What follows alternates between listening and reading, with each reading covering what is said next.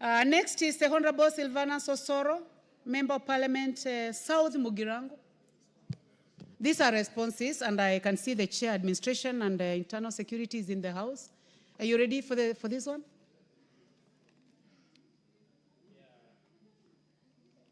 Are you ready with the response?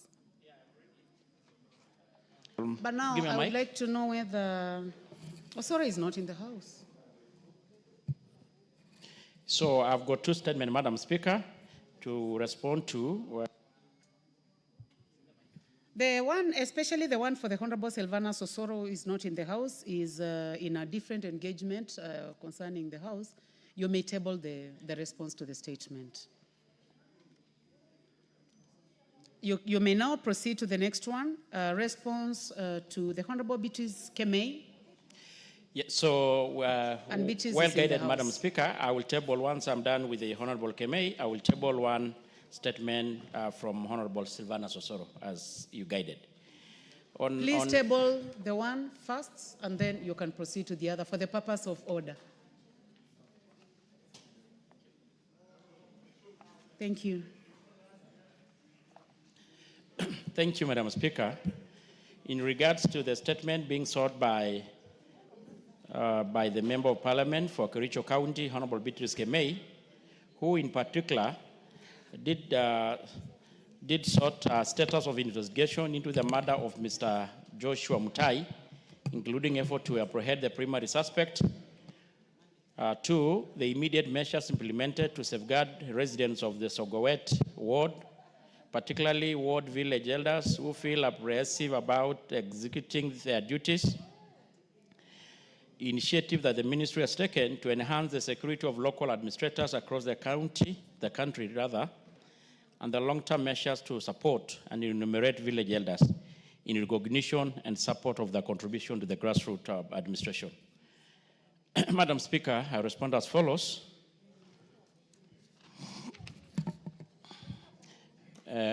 Madam Speaker, on the 6th February 2024, the Chief of the Kibineti sublocation, Mr. David Lagat, to deliver a summons issued by the Kericho County Children's Office to Franklin Kipkoech, alias Samuel, the prime suspect in the murder.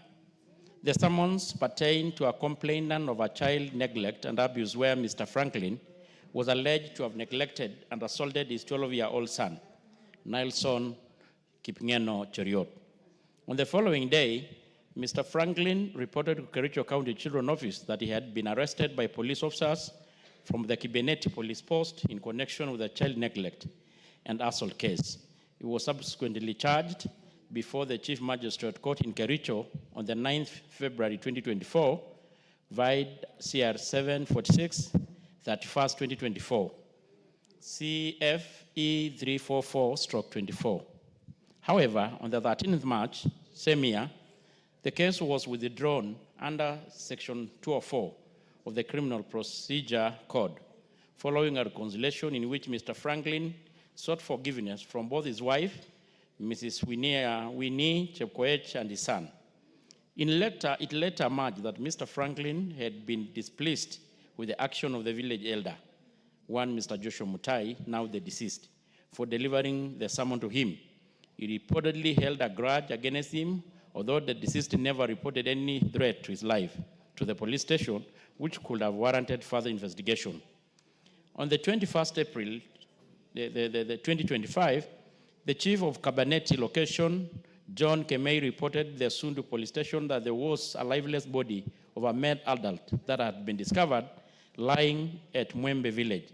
The police officers from Sundu police station, accompanied by the DCI crime scene investigation officers, visited the scene, where it was established that the lifeless body was that of Mr. Joshua Mutai, who had been murdered at an unknown time during the night of the 20th April 2025.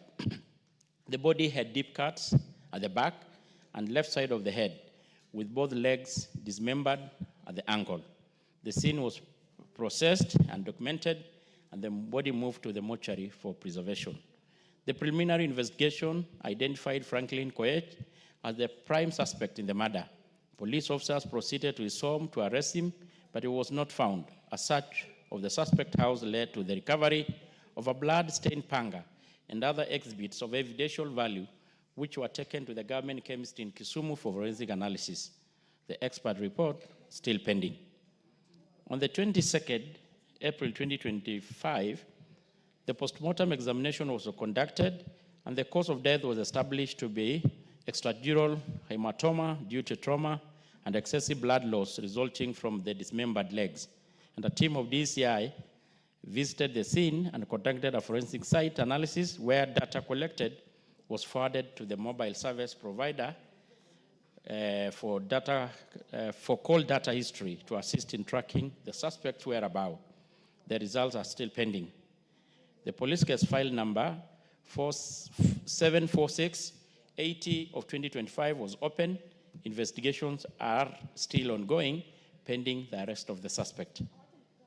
On the second question, Madam Speaker, on how the immediate measures implemented to safeguard the residents, Honorable Madam Speaker, the police have intensified both mobile and foot patrol in the key areas to beef up security and data criminal activities, and the community forums and consultative meetings are being held with the local residents.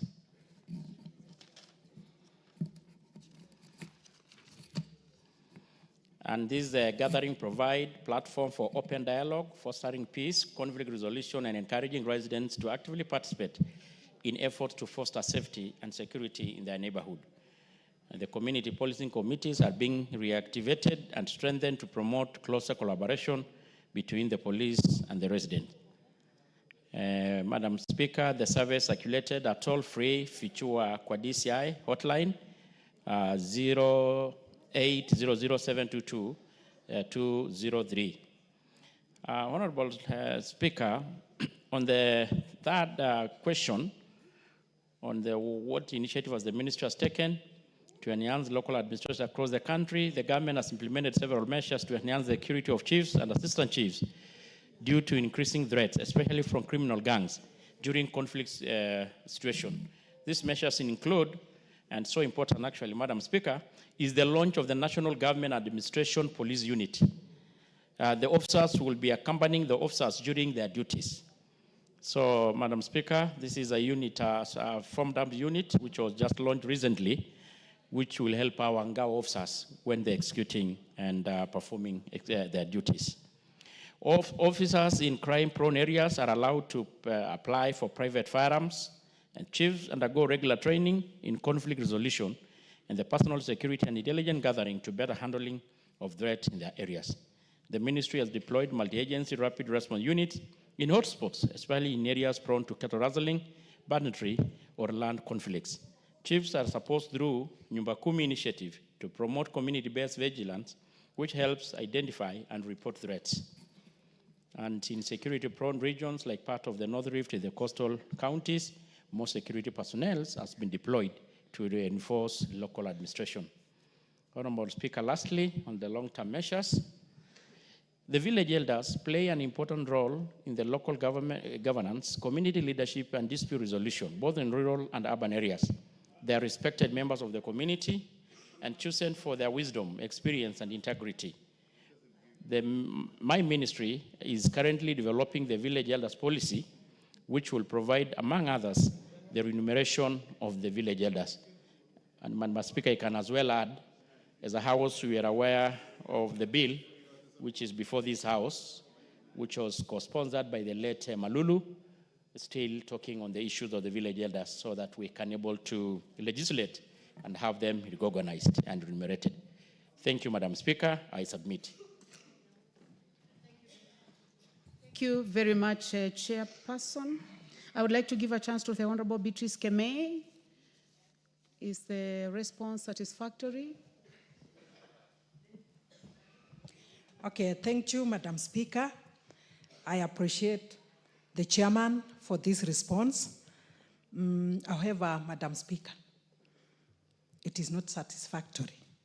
I'm not convinced, Madam Speaker, with this fact that there is so much delay.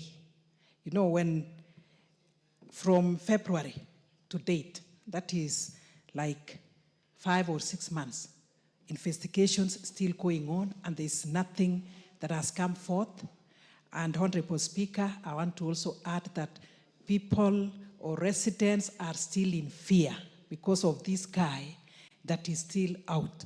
So, Honorable Speaker, I feel something more should be done. And then, Honorable Speaker, I wish we can also ask the administration, the issues of reconciliation is okay, but looking at the fact that this guy and the village elder died, it tells us that it was not in good faith. So sometimes we need to go further than that. And I still insist the residents are living in fear. And Honorable Speaker, the issues about the chiefs applying for firearms and all that to tighten the security, I appreciate. But now, what about the village elders? Because these are the people in the ground. So I feel the ministry should do more. Not the chiefs or the Ngawas is actually spoken, but we have the village elders down there. And then finally, Honorable Speaker, about the remuneration. There is no function that personally I attend and they don't ask what we've done as National Assembly, what the government is saying. So you realize that as much as lobbying is going on, it's not given maybe the timing. You know, when we are told he's doing it or the government is doing this, but when? So I feel we need to get the timeline. Otherwise, I need to get more from the chair. When is this timeline? Thank you, Honorable Speaker. Chair, clearly the response is not satisfactory to the Honorable Member for Bomet. What would you like to say? For Kericho. Thank you, Madam Speaker. First, I want to really appreciate the frustration of the Honorable colleague member. Of course, we understand when a member of society dies under such circumstances is very troubling. But at the same time, we must appreciate the complexity of investigation. At times, it's very hard to really outrightly give the timelines. But what I want to undertake is to commit that the DCI department are going to expedite the process and make sure that the culprit is brought to books. On the issue of the village elders, I think I'd made it very clear that besides the policy from the ministry, which the minister stated very clearly, we still have a bill before this House, Madam Speaker, that all of us as a House should be able really to fast track it so that these very important members of the society, the village elders, we can have them recognized in law so that we can able to really remunerate them. And I think it's upon all of us as a House to fast track that bill, Madam Speaker. Can we give these timelines? Can we say that in the next 1 month, so that she also, the Honorable Member has information to take back to the people who have elected her. So can we give it 1 more month? Yeah, I will try, Madam Speaker. In 1 month? Yes.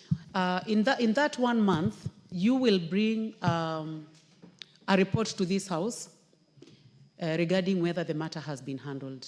Thank you. Well guided, Madam Speaker. Honorable members, before we move to the next, seated in the public gallery this morning, we have students from DON, St. Philip's JSS School from Imenti North Constituency, Meru County. We have students from Mitero Silver Springs Academy, Gatundu North, Kiambu County, St. Clair Catholic School, Sigowet Soin constituency in Kericho County. And seated in the speakers gallery this morning, we have PAG Jerusalem GSS students from Chesumei, Nandi County. And I would like to give a chance to the member for Kericho County to welcome those students to the House. All students are welcome. But please proceed to welcome all of them for us from different constituencies. Thank you, Madam Speaker. I want to take this particular moment to welcome students who have visited this Honorable House from different parts of this country. It is very important for students to know what is going on. Honorable Speaker, when we were in school, we used to debate, and talking of Madam Speaker, but there was no Madam Speaker, it was only Mr. Speaker. I don't know why there was no Madam Speaker. by then. So whatever they are doing in school, the debating club, they have come here to see in reality. So I want to ask the students to work very hard. We were also students one day. We worked hard, and that is why we are in this honorable house. I wish them well, even as they prepare for the end of the year exam in different capacities. I pray for them, and I ask them to be disciplined.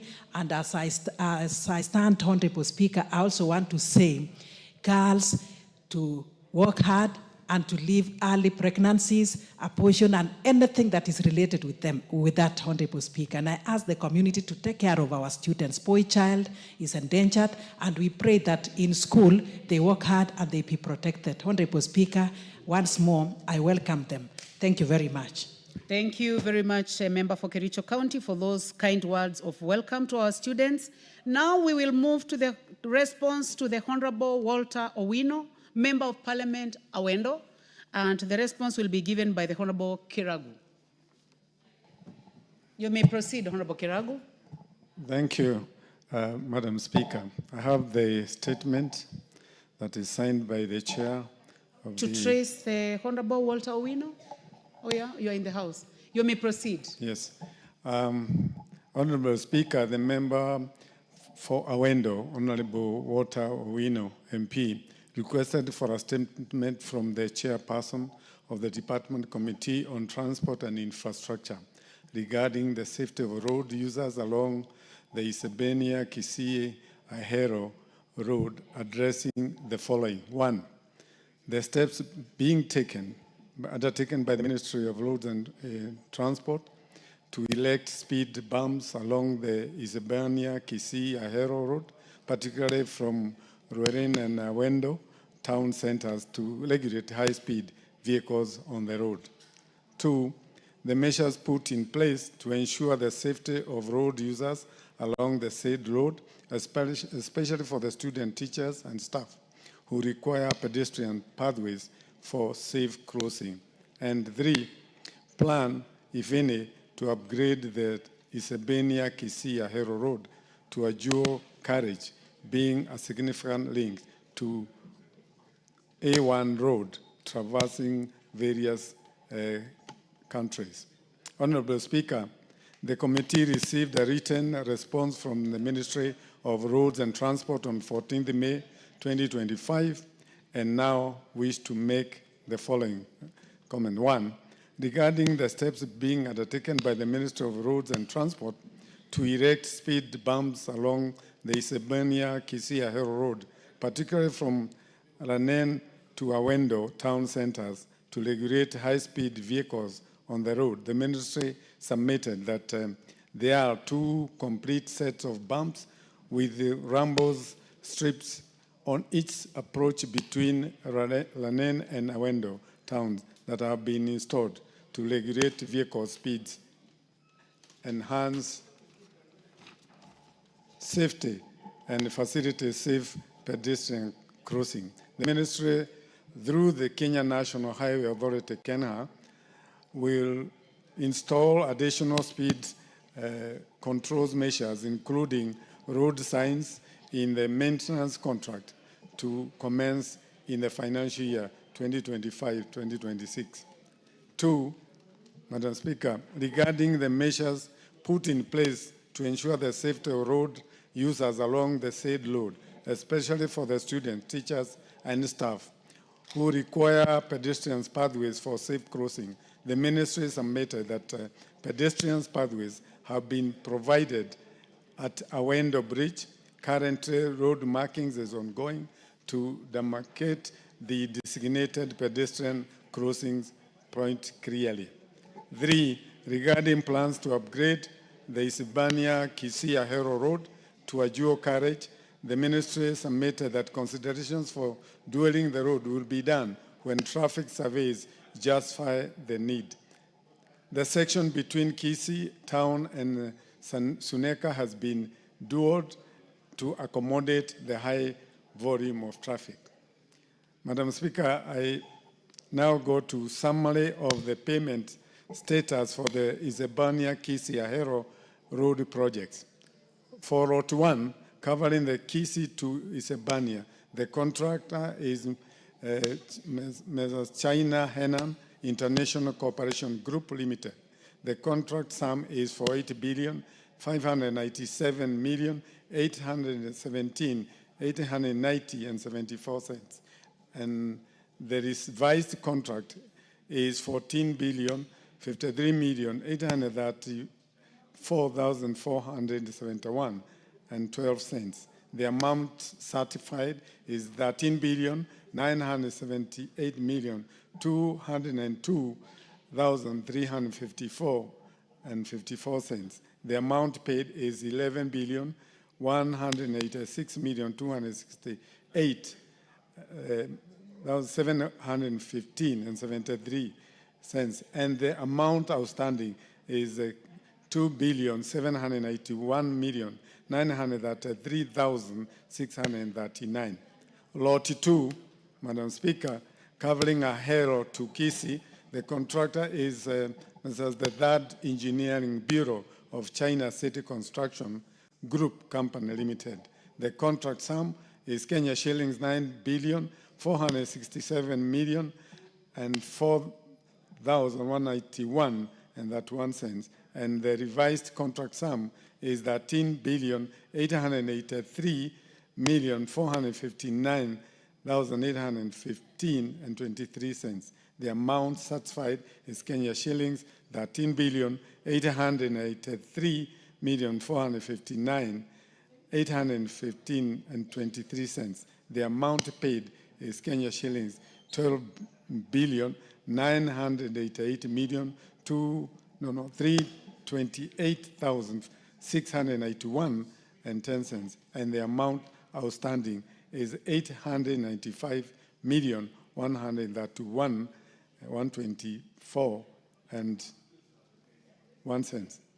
Honorable Speaker, that is a statement. I thank you. Thank you very much, Honorable Kiragu, on behalf of your chairman for Transport and Infrastructure Committee. The Honorable Walter Owino, is this response satisfactory? Thank you, Madam Speaker, for the opportunity. I want to thank the committee for the response. However, I am not satisfied, Honorable Speaker, because they are talking of having erected 2 bumps on a road, Madam Speaker, of 4 kilometers. So you can imagine 4-kilometer road with 2 bumps. Those bumps are not effective. The road has continued being very dangerous. Even as late as last evening, we had accidents on the same road. So I would want to request the ministry to kindly send their officers to go on that road and assess, look at what is happening physically on the ground. The 2 bumps are not enough. Secondly, they are talking of having put the pathways at the bridge. We requested them to put pathways covering both sides of the road to help mostly students who are using the pathway on their ways to and from school. So I would request the ministry to be more sensitive on this matter, Madam Speaker. Thank you. So I'll give a, does this concern you also, Member for Kwanza? Would you like to also weigh in? Yes, please proceed.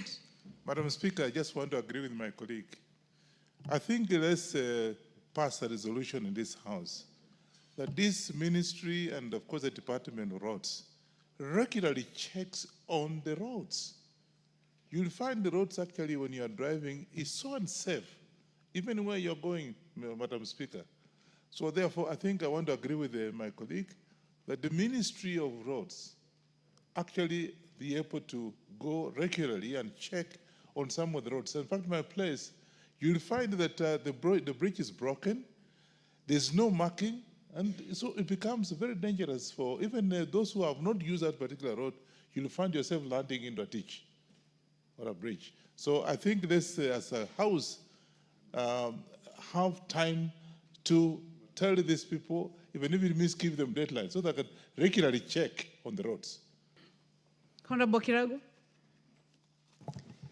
Madam Speaker, I seriously take the comments given by my very good friends. And Madam Speaker, on matter of bumps, it is true that they help on matters of safety But, Madam Speaker, it's also good to know that bumps also have been known actually to cause accident, particularly to some people when they are not properly marked. So I take your statement seriously. We'll make sure that the ministry or the department concerned will undertake a revised safety evaluation of the sections that have been mentioned so that we provide safe ways of transport between those areas, and particularly those areas where the students have to cross. I thank you. So that you're able to invite the Honorable Walter Owino, member for Awendo, especially on the day that you are dealing with the Director General. This is Kenha, right?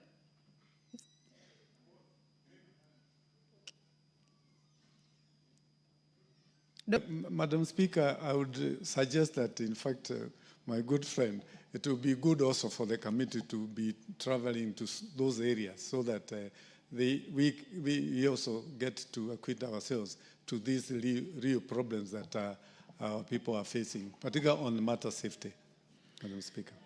So that we close this subject, I would like to ask you, as a representative of the chair, to do a further engagement with the DG Kenha concerning this particular road, Isbania, Kisii, Ahero, bearing in mind that there are so many accidents as it has been reported by the Honorable Member. Anything out of order, Honorable Dorothy Kiara? What is out of order? Speaker, I just wanted to say... Unfortunately, the way we transact business is that we had already closed, but I hope you'll get another opportunity in the future to engage on the safety of roads. Thank you. Or also you may take an opportunity also to present on a road which is of concern to you. Thank you very much. Next order. Order number 8, motion, implementation of the universal health coverage and of a policy on mandatory use of public health care facilities by public officers. Resumption of debate. On this motion, the Honorable Janet Sitene had a balance of 8 minutes. Since she is not in the House, now the debate is open for any other member who may want to contribute on this matter. So, honorable members, I see that there are several people on the screen. Those who are interested on the matter of this motion on UHC, you may hit the intervention button.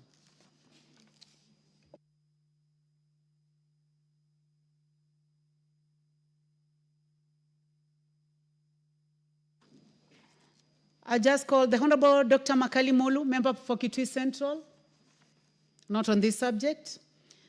The Honorable Charles Ngusia Nguna, member for Mwingi West, CNN, not on this matter. And the Honorable Dorothy Kiara, nominated member, is it on this matter of UHC?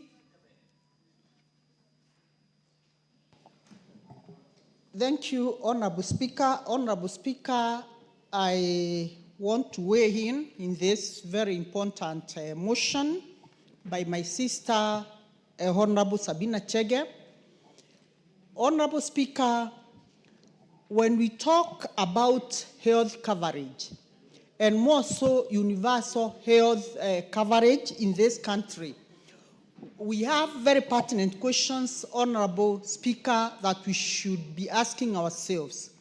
What comes into my mind, Honorable Speaker, it is where did we go wrong as a country?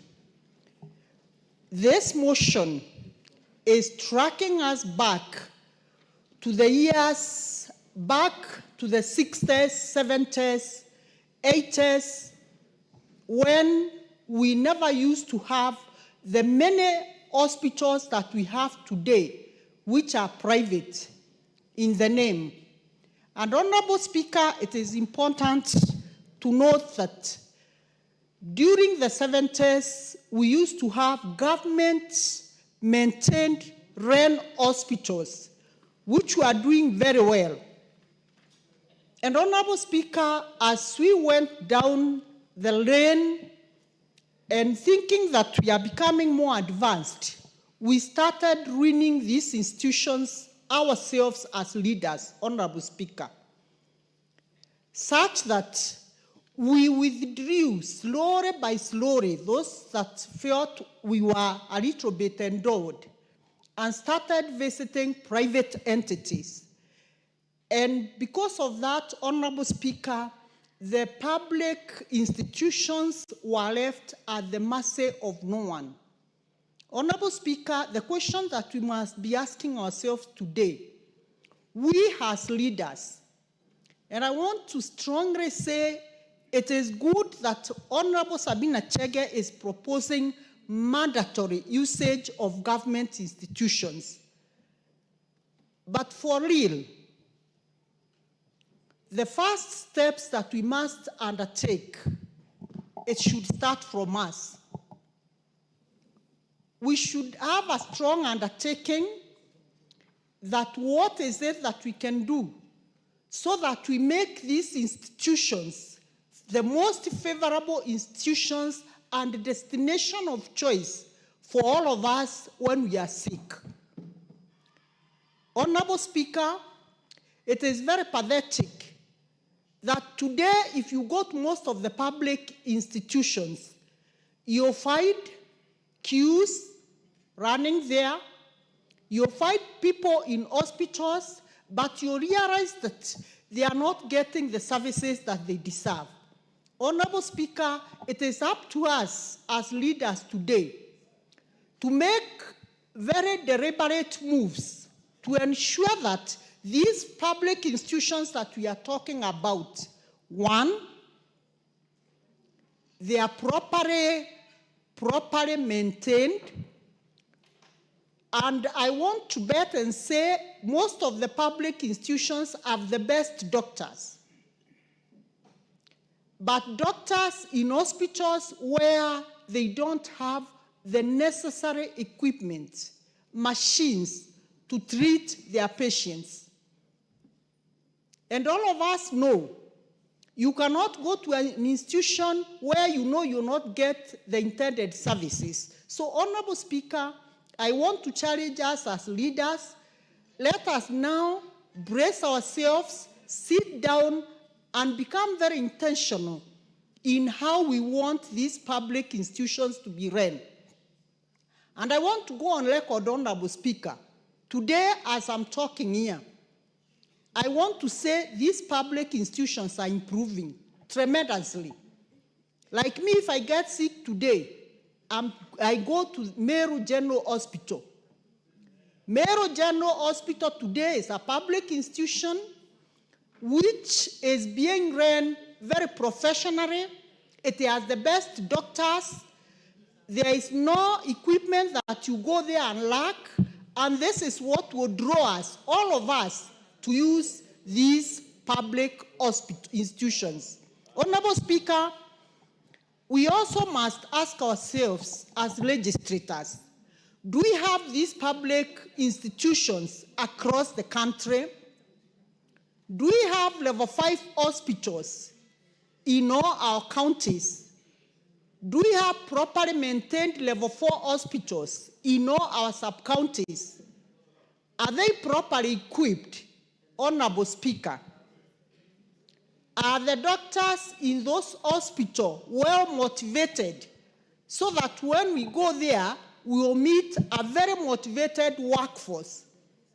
Honorable Speaker, if we can be able to gather or gun all this, I don't see the reason why we should not be attracted to those institutions, Honorable Speaker. Honorable Speaker, as I support this motion, I want to say, let it not be a motion. Let us make this a reality.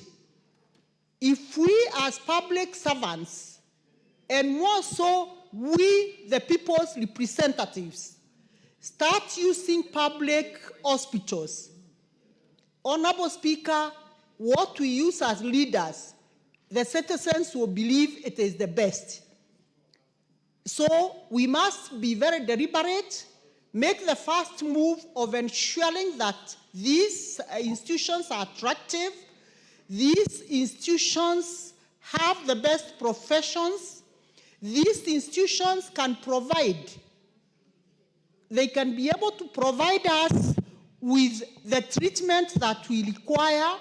And Honorable Speaker, if people in my village know I use the Meru General Hospital for my treatment, and that is where I take even my children, there is no reason why the public will not be able to go there also.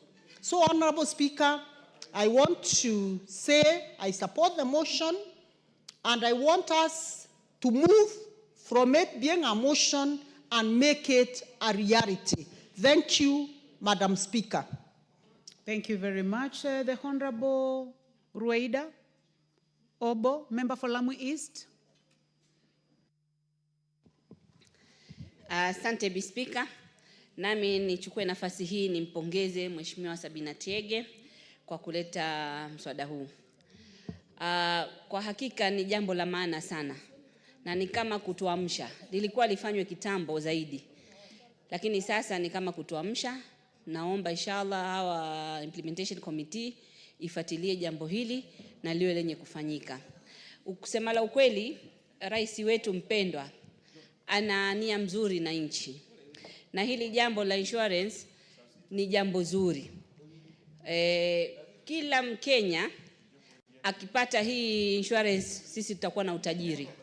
Manake sana michango ilikuwa inatuumiza. Sasa yeye amepanga mipangilio, sio kwamba wale walioko makazini peke yake ndio wanapata hii huduma. Hata wale mama mboga, hata watu wa bodaboda ambao hawajaandikwa kazi wanaweza kuwa kupata hii insurance, bora tu wajiandikishe. Na ni vizuri tuangalie mbele ili hili jambo lifanikiwe. Baadaye sisi kuna maisha baada ya siasa. Hatutakuwa hapa bunge siku zote, lakini tutakuwa tumeweka miundo misingi ya vizazi vijazo. Hizi sasa ni kufanyia bidii, sio kulipinga. Kufanyia bidii vipi? Kama huu mswada umekuja na Mheshimiwa Sabina, itaboresha. Na tusianze kusema, tunasema tuanze na action sisi wenyewe hata kabla huu mswada kumalizwa au implementation committee kufanya chochote. Sisi wenyewe kama wabunge tutoe mfano. Kama mtu amekuwa mgonjwa, tuanze kwenda. Ndio zile hospitali zitaboreshwa. Kwa mfano mimi nikiwa mgonjwa nende King Fahad Hospital pale Lamu au nende Faza Hospital. Mimi nishawahi kwenda Faza Hospital. Na kusema kweli mambo yanafanyika. Ni kuboreshwa sasa yawe vizuri zaidi. Nimekuwa na mzigo mkubwa pale Coast General Hospital. Coast General Hospital recently mimi hii last wiki iliyopita nimekuwa na wagonjwa wawili ICU. Na nimehakikisha, nimethibitisha mimi mwenyewe inalipwa kila kitu. SHA imelipa kila kitu. Sasa vile anasema Mheshimiwa Sabina, kama kuna pahali serikali inaweka mkono wako wewe ndio upate hii insurance, basi mwanzo uende kwa hospitali za public, za serikali hizi. So kuna haja ya kuboresha pia, kuhimiza watu wote waende kule. Kwa mfano, kuna wakati mwanzo huu mswada utatusaidia sisi sana watu wa Lamu. Kivipi?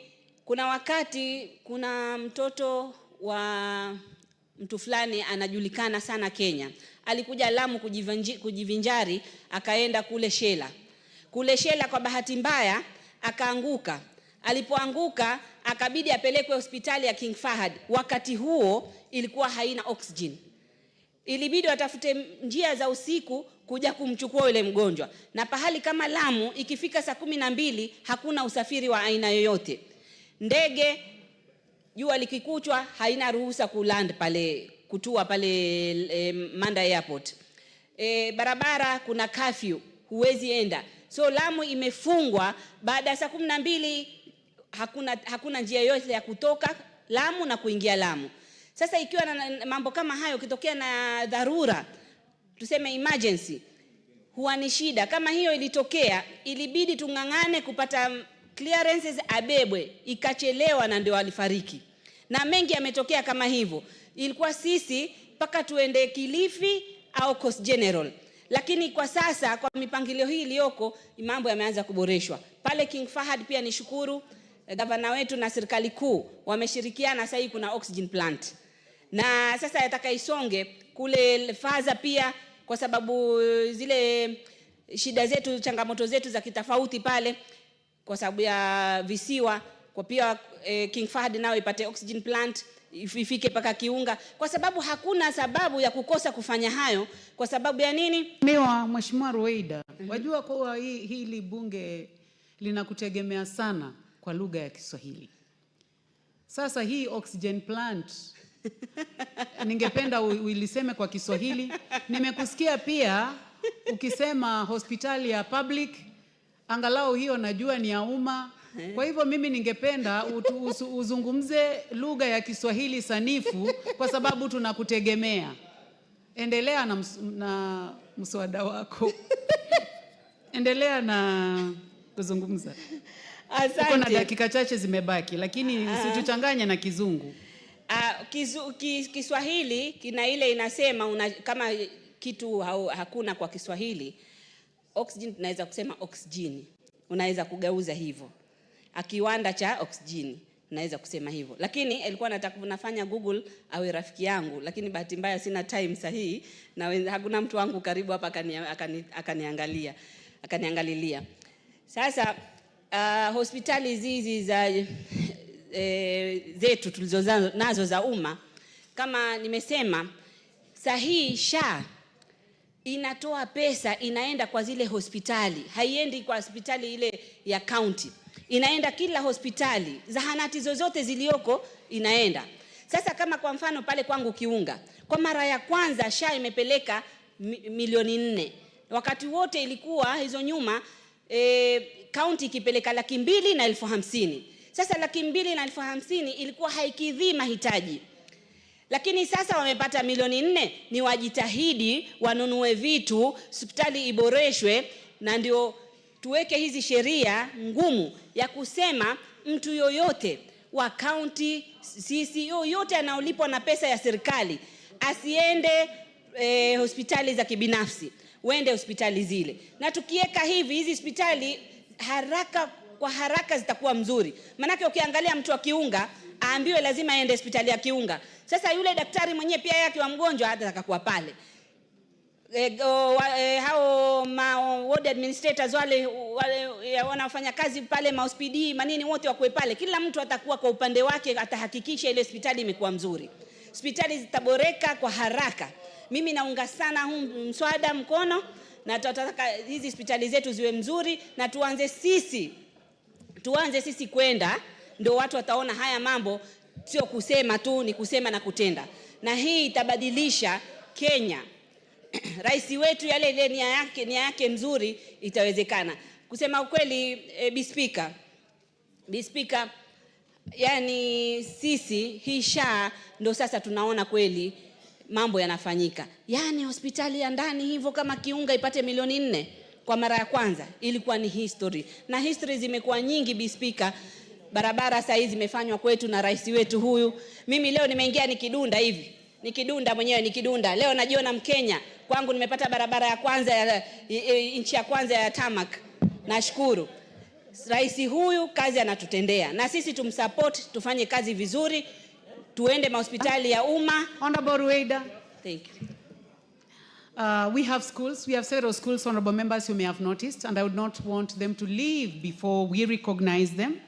We have in the speakers gallery this morning Gashadha Secondary School from Kirinyaga East constituency in Kirinyaga County. Let's welcome them our usual way. Cheryl Belek Secondary from Sotik constituency in Bomet County. Kairi St. Mary's School from Gatundu North in Kiambu County. And seated in the public gallery this morning, we have Ekuone Junior School, Mwingi Central constituency in Kitui County. You are all welcome to the National Assembly to continue observing proceedings of the House. Thank you. You have 2 minutes. You have actually 1 minute and 12 seconds, Honorable Ruweida. Asante. Ndio nimalizie. Tunasema hospitali zetu, zahanati zetu ziboreshwe. Kila hospitali, hata ile wanaita kiwango cha namba 3, cha namba 4, zote ziwekwe hizi viwanda vya oksijeni. Kila pahali ikitokea dharura iwe mtu atasaidika na watu wawe na moyo zaidi ya kwenda zile hospitali. Na madaktari wote wawe pale. Kama sisi Lamu Mashariki, hospitali yetu ya karibu ambao ni inaitwa level 6 ni hapa Kenyatta Hospital. Hii SHA ikifanya hivi itatusaidia sisi zaidi, tutasaidika. Manake hapa angalau kuna hospitali 6 za level 6 ambapo ziko kwa maeneo karibu huku. Lakini sisi ndio tunajua umuhimu wa SHA tukiwa mbali. Tukiwa mbali hospitali zetu zikiwekwa vifaa vizuri, huduma nzuri, tutafaidika zaidi. Hatuna haja kufanya safari kutoka Kiunga uje paka Kenyatta Hospital, ndio karibu yetu. Region yote ya Pwani, hospitali ni sisi tunaenda kama referral, tunaenda Coast General. Thank you, Honorable Kagogo. Member for Marakwet East. Thank you very much, the Honorable Speaker. And Madam Speaker, allow me to congratulate my colleague, the Honorable Sabina Chege, for this motion, very important motion. And being a motion also, Honorable Speaker, this is also a constitutional matter under Article 43(1) of our Constitution, Honorable Speaker, that provides that every person has a right to the highest attainable standard of health, which includes the right to health care services. And Honorable Speaker, even as we debate this motion and probably we approve, Honorable Speaker, there is need also to go further and amend the laws, the health laws, so that to make sure we operationalize this motion. Madam Speaker, if you check our public hospitals, the Kenyatta National Hospital, which was built many years ago by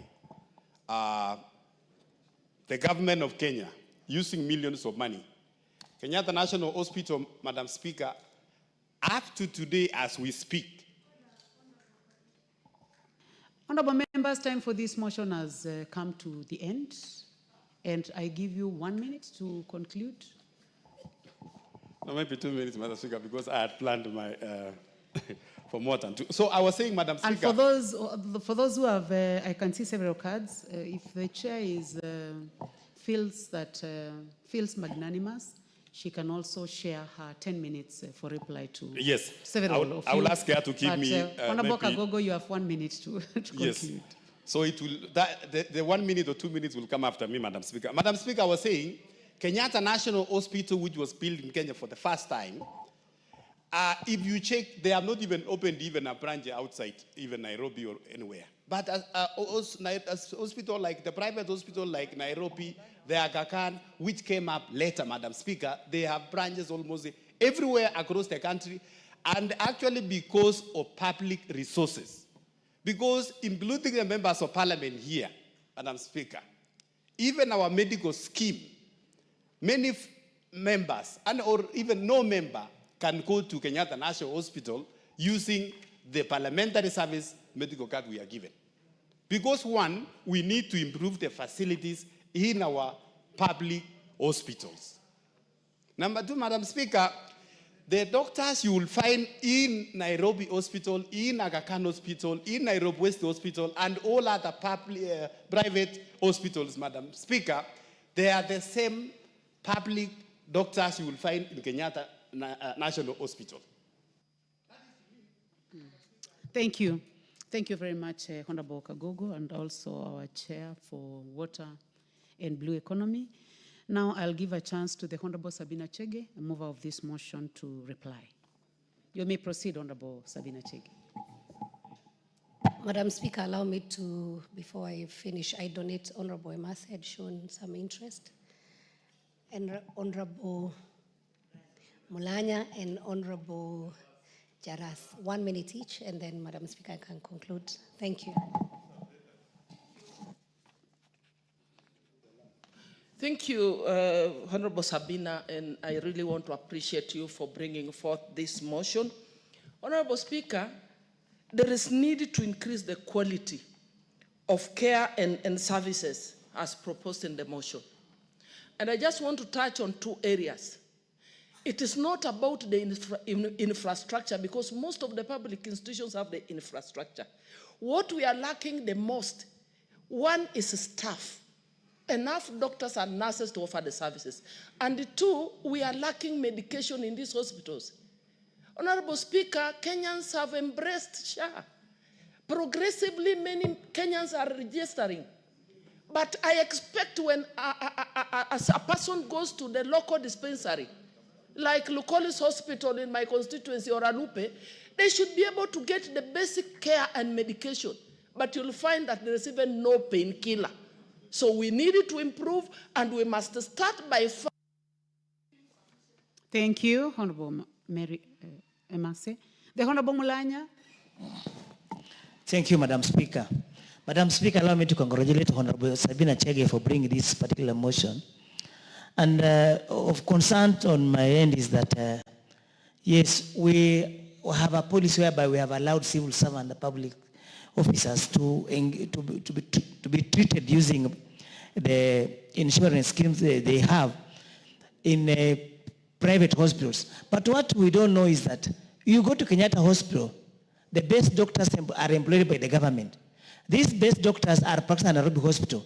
So these public officers now end up being to Nairobi Hospital by the public, by doctors employed by the public office from Kenyatta Hospital. So we end up sending money to private entities at the expense of government entities. Madam Speaker, allow me to congratulate Honorable Sabina Chege. I support this motion to have a mandatory use. Thank you very much. The Honorable Jalango, aka Jalas. Thank you so much, Madam Speaker. And on onset, let me thank Madam Honorable Sabina Chege for this motion. You cannot fight for something fully when you don't get benefits from it. And for us to now start allocating more money to our public institutions like the hospitals, we as leaders must start using the public hospitals. For example, Kenyatta National Hospital here provides some of the best services. But if you have a chance to use your insurance to a private hospital, you will always go to that private hospital. Let it be mandatory that public servants use public hospitals, and even insurance companies that provide our covers must also be told not to cover leaders if it is for private hospital. If you want to go for private treatment, use your own money. If you want to use your the government cover, go and use the public hospital. Thank you so much, Madam Speaker.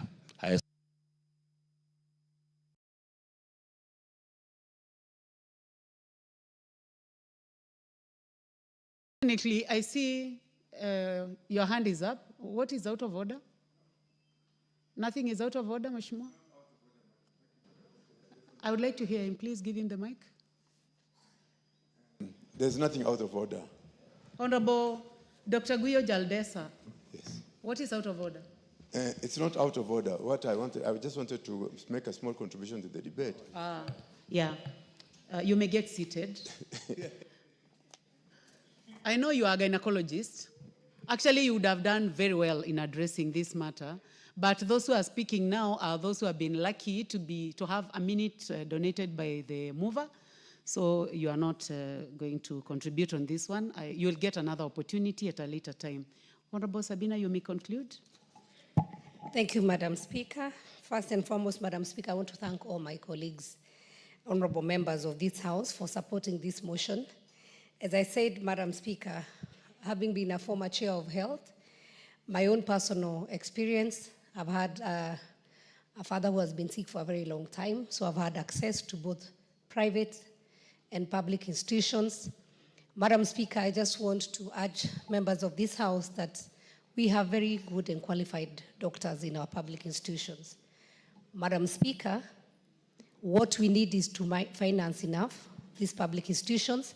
Let them know that any minute, a member of parliament, a police officer, a senior teacher, might be head of public service, can walk into these hospitals so that, Madam Speaker, we will have these hospitals well prepared.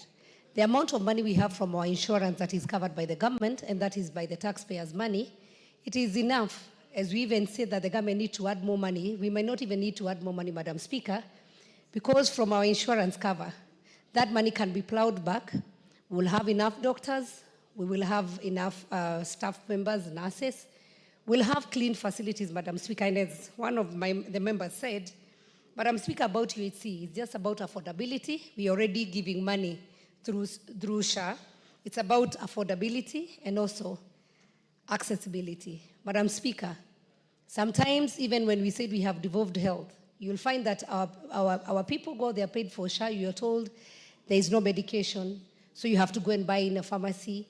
And you'll find that it's kind of a cartel, Madam Speaker, that even the public, some of the equipment in our public facilities where we are saying, yes, we may need more equipment, but they might be working, but they are sabotaged so that you can be sent to a nearest private facility to go for a CT scan, to go for an X-ray. And it is sad, Madam Speaker, and I would, because I've seen Honorable Nyikal here, I have two requests. One, I would like your committee to investigate on the amount of money that is being paid out by SHA. What is being paid to the public facilities, and I know we already have around 42% of our public facilities, and what is going to a private facility. Why would we pay around 100 million to a private, very small private hospital that is giving cancer treatment, and compared to what we are paying the entire Kenyatta University referral, Moi Teaching referral, Kisii Level 5, even the Jaramogi Oginga, or the amount of money we are paying to Kenyatta National Hospital. Why would a small facility that only offer one service, and it's publicly known in Kenya, be paid millions of shillings from SHA?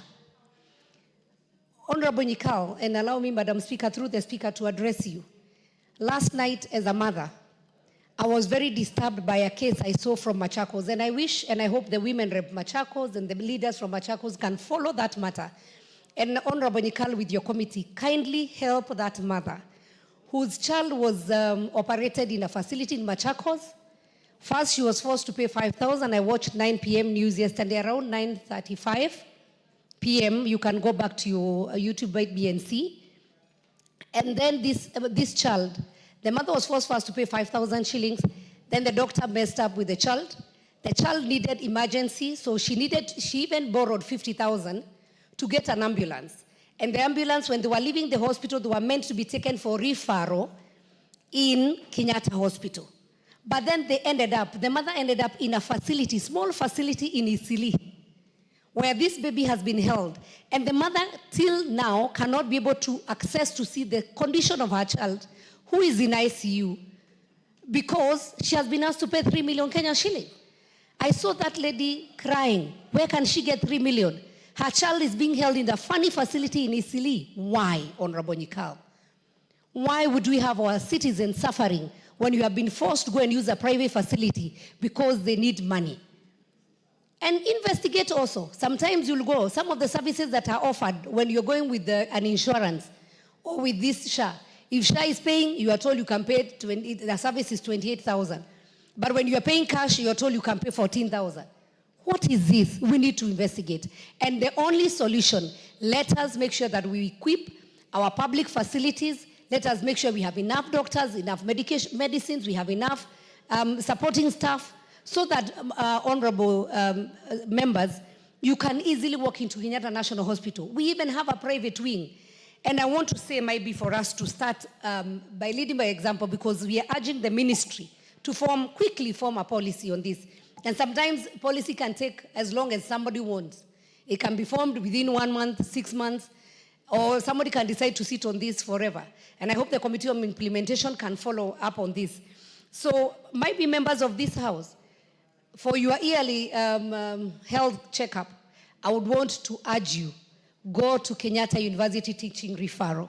It has a state-of-art facility. We don't have any in Kenya, in East Africa, in Africa, such facility. Not even any private facility that we have around. Go for your medical checkup there. They even have a presidential suite. Go and see. Start referring your people there. Let us use Kenyatta. I challenged the management of Kenyatta National Hospital the last time I took my father there. Because we cannot have a level 6 hospital using water basins to give patients. When you get admitted, you are given a water basin with tissue inside. At what age is this? Having, Madam Speaker, bathtubs in a hospital, you know, and because you can just see people who just want to do supplies, because the bathtub would be more expensive than a normal shower. Madam Speaker, we need to be serious about our health care. And because health is a right in this Republic of Kenya, it is in our constitution. Thank you, honorable members, for the support you have given me. I know with this, we will have more better services being given in this, in our public facilities. Our doctors will be smiling. They will not go for strike because we'll have enough money to pay them from our insurances. Our nurses will be happy. Our support staff will have clean facilities. And I thank you once again for the support. Thank you, Madam Speaker. Thank you very much, Honorable Sabina Chege. Next order.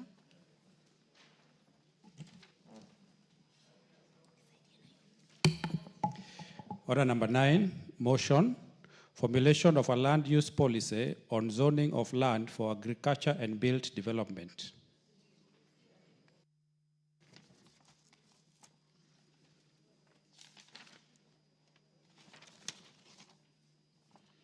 The Honorable Timothy Wanyonyi, Member of Parliament.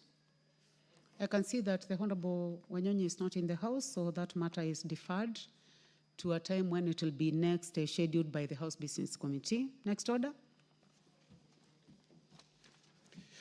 Order number 10, the Breastfeeding Mothers Bill, National Assembly Bill number 8 of 2024, second reading.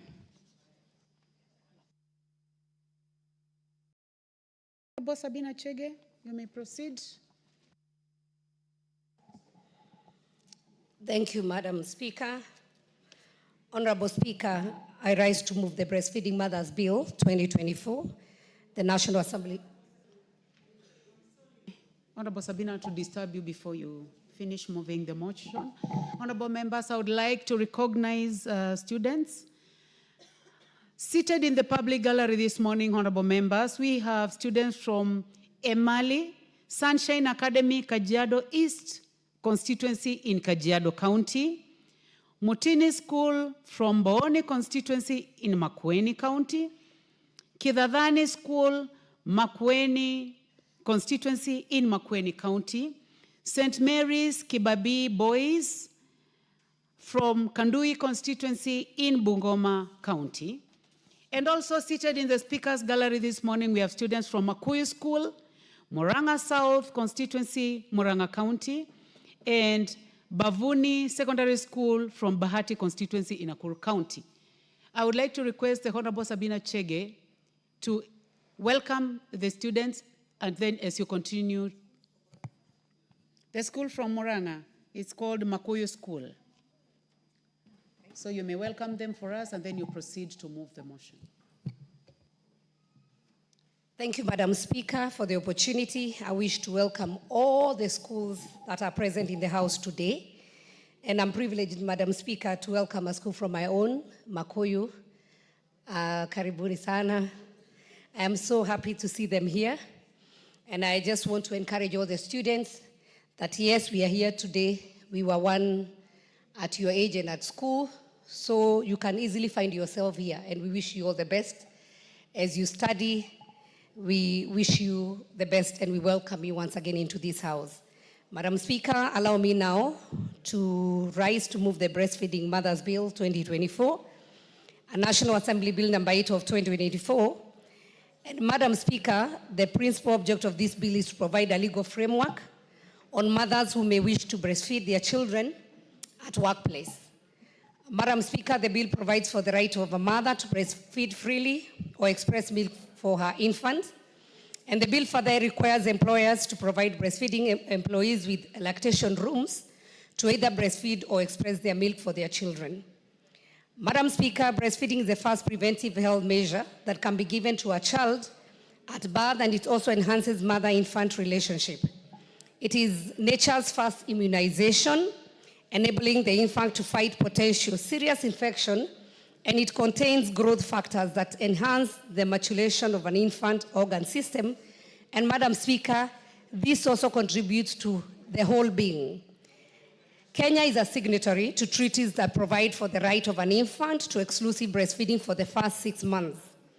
The government should therefore promote and encourage breastfeeding and provide the specific measures that would present opportunities for working mothers to continue expressing their milk and breastfeeding their infant or young children. Furthermore, the practice of breastfeeding may save the country's valuable foreign exchange that may otherwise be used for milk importation. Presently, Madam Speaker, female employees exit the workforce or stop breastfeeding in order to secure their job security, which is very unfair. No woman should be forced to compromise the health of her child in order to make a living. We know, Madam Speaker, our maternity leave currently, maybe this is something that we needed to look at the labor laws, allows only a maternity leave for 3 months and a paternity leave for a month. Madam Speaker, the recommendation for exclusive breastfeeding where a child should not be given anything, including water, for 6 months, then hinders a mother who needs to report to work after 3 months. So that means the option that is required is for this mother, Madam Speaker, either to start giving the other milk, which I don't want to call the names. We have categories of various imported milk that we have in this country, or you have to breastfeed, Madam Speaker. Madam Speaker, I want to give my personal experience because I got my baby 10 years ago when I was still serving in this house. And it was torture for me when I came back, Madam Speaker, to look for a place to express my milk because I'm one mother who believes in breastfeeding a child for 2 years, not 6 months. And so after my 3 months, Madam Speaker, I had to look for a place where I'll be expressing my milk. And I will tell you, it's a shame, Madam, get a very special bag to be able to carry that milk home so that the milk doesn't spoil, for the child to take the milk when I'm away. So, Madam Speaker, in this bill, Part 1, Clause 1 and 2 of the bill provides the preliminary matters, including the title of the bill and implementation terms used in the proposed act. And in Part 2, we have Clause 3 to 10, where the bill provides for the fundamental principles and rights at work. For a breastfeeding mother, it provides for the right to freely breastfeed or express one's milk for the baby. It also places an obligation on employers to provide breastfeeding working mothers with rooms to either breastfeed or express their milk. It also provides for standards of such rooms. Madam Speaker, if you go to our airports, and this happens, I don't know whether it's only in Africa, because when you travel, and I know you have traveled, you go to the airports, you go to Dubai, you go to the major airports that you know, Heathrow and the rest, you find that there are very specific rooms for mothers to breastfeed or even change their children. But come home, the only place you find like a small table, it is in the toilet, Madam Speaker. And we know those young ones, they pick infections very fast. So we are saying move the breastfeeding mothers, move the mothers who have these children, the small babies, from toilets to a room in any building that can just be a clean one, provide a comfortable seat. It's not expensive, Madam Speaker, just a room. We have very many high-rises in this country. So even in this house, Madam Speaker, just near here, where a mother doesn't need to miss a bill or to come to the house, around here, where we have the offices of the leadership here, we can get one room, Madam Speaker, where you can get a seat, where we can get a small fridge. I can put my milk there, and when I'm going home, I pick it up, and I label it very well, Madam Speaker. So the bill further provides for baby changing tables. This is important because the greater majority that is public find it unsanitary to change a baby in public setting, such as restaurants, Madam Speaker. We have seen women being chased in restaurants because they are told they are showing their breasts when they are breastfeeding their children. Madam Speaker, I want to congratulate the government, especially on the new markets that they are doing, that these new markets now have a place so that Ule Mama Mboga, the mother who has carried the child to go and sell nyanya, tomatoes, to go and sell mboga, that she can be able to have a very nice and decent place to change even a nappy of her child. So we're not just talking about working mothers, but even the ones who are working in informal sectors, that even in our marketplaces, we can have those rooms specifically for those mothers. They can change. Maybe a child can take a nap, or Madam Speaker, they can also be able to breastfeed in privacy and in decency, Madam Speaker. Madam Speaker, this provision will also cater for persons who are traveling from long distances in the accompaniment of babies, ensuring that in each public restroom, a baby changing facility is provided. This part also provides for a general offense under this act. So whether we are having bus stations, we have long distances buses. So where we have bus stations, we have a specific room, not inside the restroom, Madam Speaker, but at the side where these mothers can change and breastfeed their babies. Part 3 of the bill, we have clause 11 to 12 that provides for power of the Cabinet Secretary to make regulations for the better carrying out of this proposed act, Madam Speaker. Madam Speaker, as I ask Honorable Wanyonyi to second, because I want he for she, the men who stand for women. And we want to appreciate, Madam Speaker, that bringing a life, having a child, is very important. Many women are opting not to have children. We need to have our babies. So the ones who choose, and especially the young girls, in this house, I understand we didn't have a breastfeeding place because then the ladies who were appointed or nominated or came to Parliament were past their childbearing age. But now, Madam Speaker, we have honorable members who are less than 30 years. Some are getting married when they're in this house. So they will not stop giving birth because now they are members of Parliament. They are human beings. They need to have their children, and we don't need to limit any one of them. Let us lead by example from this house to any public facility. Order, Honorable Sabina Chege. Honorable Charles Ngusi Anguna, member for Mwingi West, what is out of order? What specifically is out of order? Thank you, Madam Speaker. There's nothing out of order. I'm just enjoying the way the motherly character of Sabina Chege is trying to express this motion with a lot of emotions, and also I fully support it, but I am looking forward to contributing it because I'm a new father in town. I'll take that to be part of canter and banter for the House and allow the Honorable Sabina Chege to proceed. Allow me to congratulate Honorable Member for being a new father in town. Well done. And Madam Speaker, I also want to speak to our girls and tell them breastfeeding is fashionable. Let us know that the girls think that when they give birth, they want to give the formula milk to their babies and not to breastfeed. Breastfeeding, the breast milk is the only nutritious, 100%, that has all the nutrients that a child needs, including the growth of a brain of a child. And I am very sure Honorable Dr. Nikal will speak about the importance of that 6 months exclusive breastfeeding. So to our girls in Kenya, don't be lied to anyone that when you don't breastfeed, those breasts will not fall down one day. It comes with age. So breastfeed is better for the breast to fall for a reason. Instead of you saying you want to deny your child that natural immunization, those natural nutrients that are needed there. And I strongly believe that no woman should be forced to compromise the health of her child in order to make a living. Because a lot of institutions then want to give a warning. They will say, when you get employed, when you get pregnant, go home.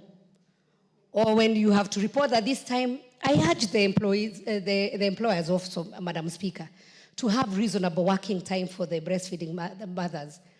You have been a mother like me. You know when your breasts are full of milk, you cannot concentrate. So when especially that milk is full and starts coming out, it becomes very uncomfortable for a mother. So for the employers, let the breastfeeding mother come, might be slightly late, might be at 10, let them leave early. It is just a matter of 6 months. And because there is 3 months for the leave, maternity leave, so it might be 3 months only. But that mother is going to be more productive. She's going to be more happy. The child is going to be more healthy. And so, as I conclude, I wish to state that I believe that this bill, when enacted into law, will go a long way in protecting the right of breastfeeding mothers and preserve their dignity at work and in public places. It will ensure that the women are not discriminated from employment based on childbirth and the conditions that they come with it. Madam Speaker, I want to thank the committee that handled this matter on the social protection. Honorable members, you can have a copy of a report that the Committee on Social Protection considered this bill. We went through a lot. I want to also congratulate many institutions that came in to give their views. Madam Speaker, there were many of them. I'm trying to see whether I can be able to get them. We have the Kenya Association of Breastfeeding, Kenya Bankers Association, DONA International. We have Kenya Demographic and Health Survey, Kenya Private Sector Alliance. We had even Uhuru Community Development Project that came in, Lactation Education Consultants, the University of Nairobi, and we had many other people, even individuals who came in. I was trying to look for a name of a lady who came in. She was somebody Kimani.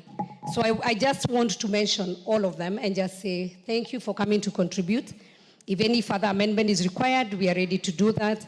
But Madam Speaker, I now want to call upon Honorable, as I urge the House and the members to support this bill. By the way, it is the third time, Madam Speaker, this bill has come. I don't know who normally kills it. It has been passed in this House 2 times, first Parliament, then second Parliament, the 11th Parliament, 12th Parliament, Madam Speaker, but somehow it was killed somewhere, I think in the Senate. I now thank God that it is being dealt now in this House. And so I hope, Madam Speaker, that once we pass it, it will become into law. And the mothers of this country will forever be grateful. Thank you, Madam Speaker. I call upon Honorable Anyoni to second the bill, he for she. Thank you.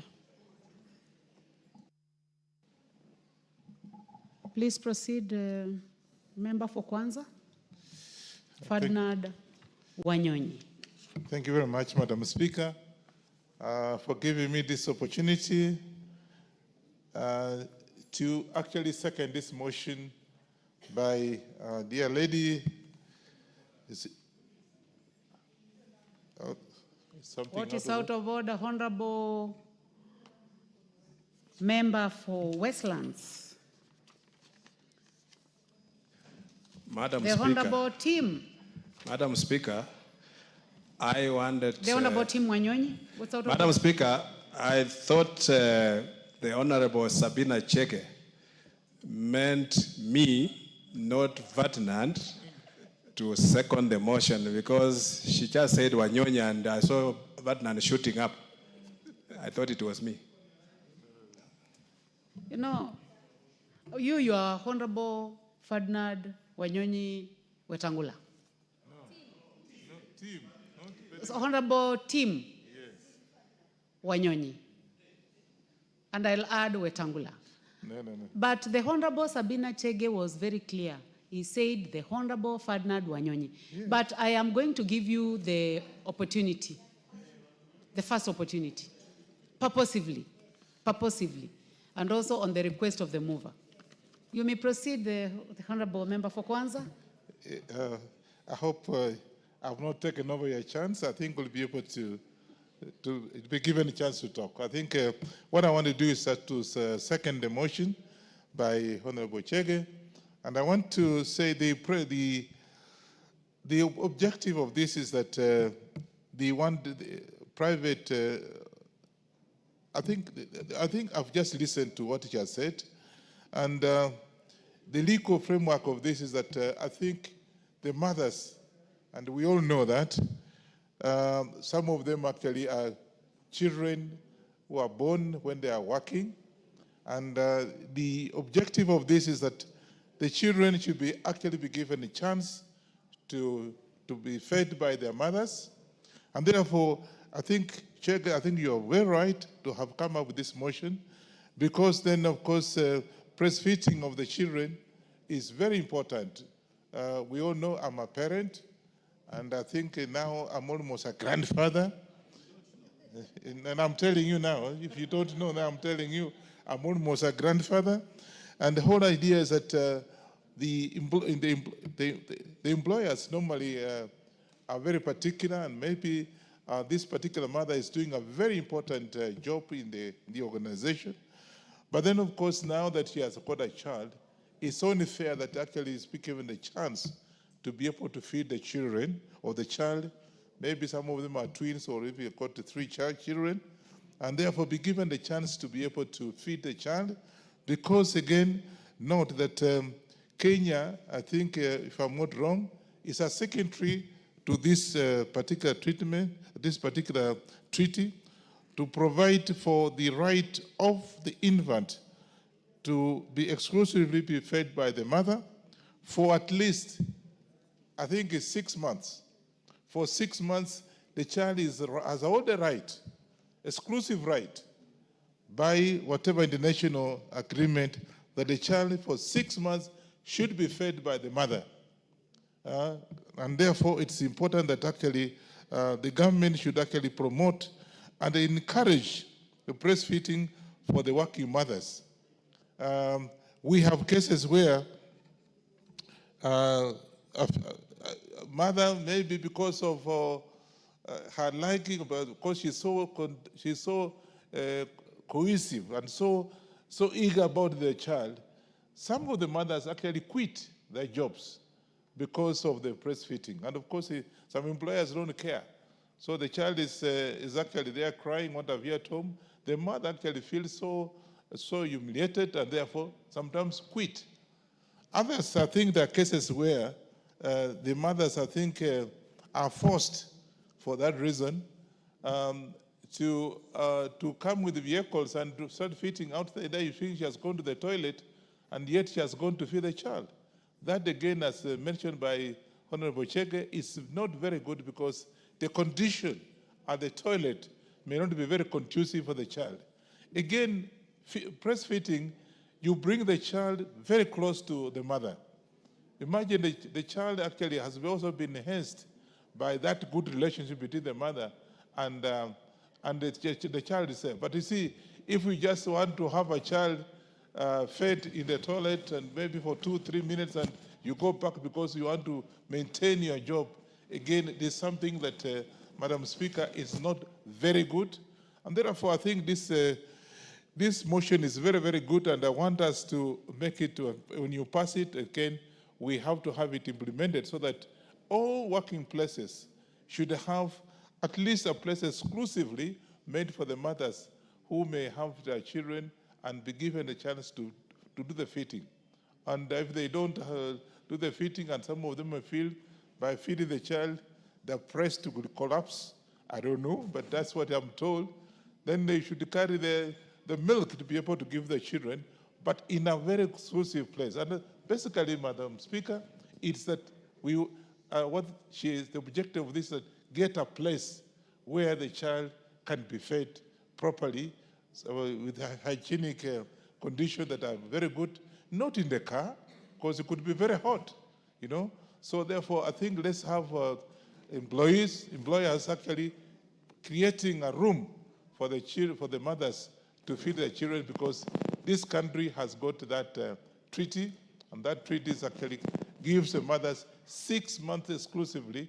And when you give her whatever is a working vacation or whatever, for 6 months the child, so the child can be fed properly to enhance that good relationship between the child and the mother.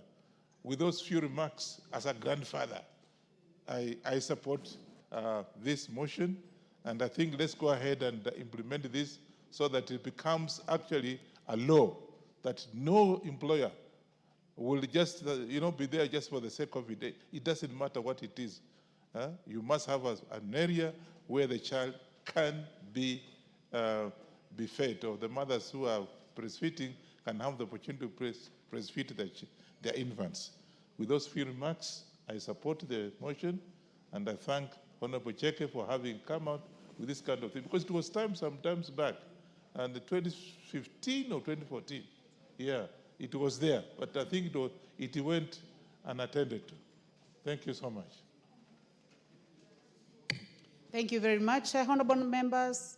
I now propose the question that the Breastfeeding Mothers Bill, National Assembly Bill number 8 of 2024, be now read a second time. Honorable members, as I had promised, I will give the first opportunity to the Honorable Timothy Wanyonyi, Member of Parliament for Westlands.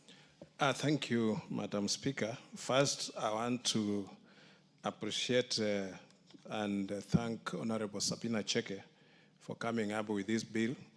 Madam Speaker, I believe that it will have been a natural thing that this breastfeeding should not even require legislation. It should be something that comes naturally.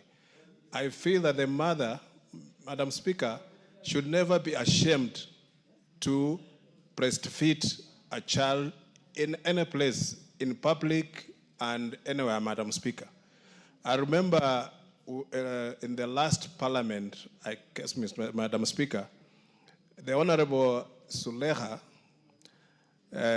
sneaked in the chamber with a baby tucked in her, you know, and somebody said there was a stranger in the house.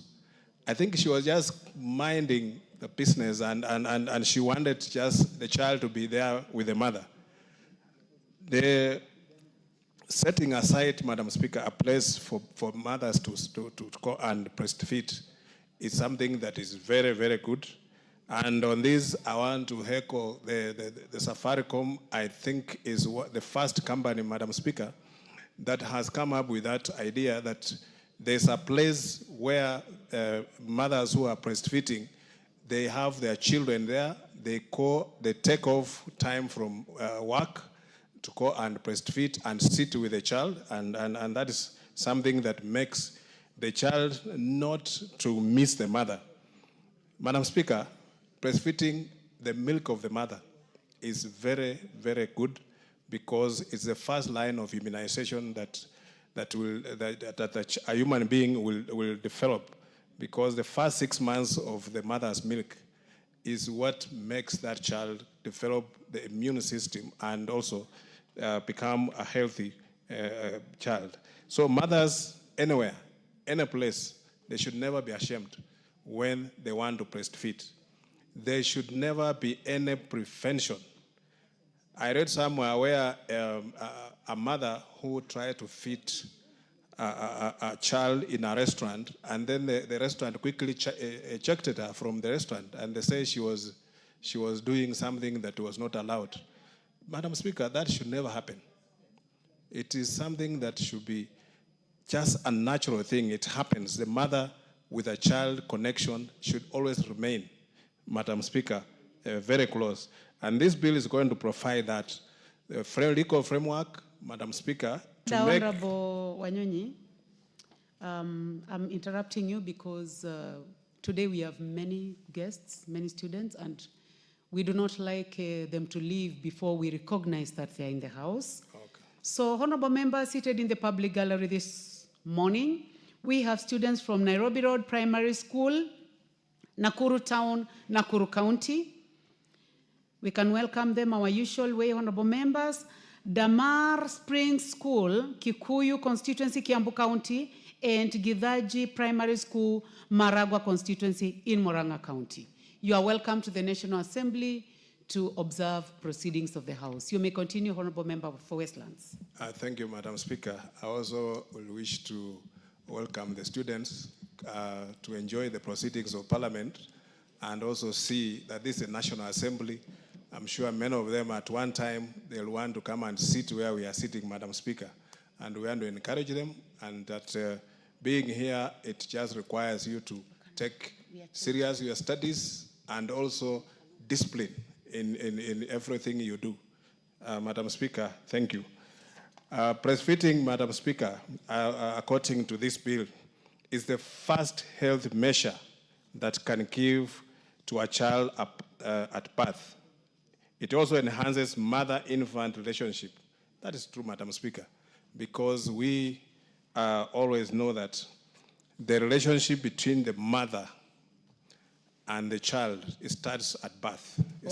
Honorable Tim Wanyonyi, let me interrupt your contribution for a minute to welcome a number of schools on a public visit to the National Assembly. So we have in the Speaker's Gallery this morning, Chemi Yatumaini from Kibra constituency, Nairobi County. And then we have Kwanza girls from Kwanza constituency, Trans Nzoia County. Both schools are welcome to the National Assembly to observe the proceedings. The Honorable Ferdinand Wanyonyi will be permitted to welcome the two institutions and the learners to Parliament. Thank you very much, Mr. Speaker. I want this opportunity on the behalf of this House to welcome, I don't see them. Are they the Kwanzaa? Oh, yeah. I want to take this opportunity, Mr. Speaker, to welcome the Kwanzaa girls, students from Kwanzaa Second School, and to tell them that this is where we make laws. This is where we do the oversighting of all the functions of the government, and this is where we actually do the budgeting, what have you. And therefore, I think I want you to feel free and enjoy your stay here. And I know one of you may one day come to this House as a member of Parliament to continue helping and, of course, making laws for this country. Therefore, enjoy yourself. This is where your member of Parliament sits to make law for you. And therefore, asante sana, kuja, karibu, tuone vile iko. Asante sana. Thank you. Yeah. Mr. Speaker, may I proceed? Problem with the mic? Yeah, Honorable Tim, before you proceed, you know, somebody is saying that Honorable Ferdinand Wanyonyi is out of order. He is certainly not out of order when the name of the school is in Kiswahili. It is Kwanzaa to mean number one girls in the country in terms of schools. Okay. It's a name. It's Kwanzaa school, number one school. And the deputy majority leader, who is a Fulbright scholar, will explain that point better. Give the deputy You see, Honorable majority Speaker, leader the mic. Kwanzaa in this case, Honorable Speaker, is a noun. Okay, it's not Kiswahili, it's a noun. It could be any language, and that definitely cannot be translated to mean Kwanzaa as in first in Kiswahili. It cannot. It is just a noun. And therefore, for him to mix a noun and the Kiswahili language and say that they're the same, it doesn't work like that. So just like Wanyonyi is just a noun. It is not a language. Just the fact that it's called Wanyonyi does not permit him to speak Luya in this assembly. It does not, and therefore he needs to withdraw and speak in English, because the standing orders in this house are that you cannot mix two languages. You either start with one and finish that with the same language, or start with whatever. That is what it means. So he needs to withdraw and say what he wanted to say in English, or he chooses to start in Kiswahili and end in Kiswahili. Or if he wants to speak in Luya, he can start from Luya and end in Luya, and no other languages in between. Yes, I must speak.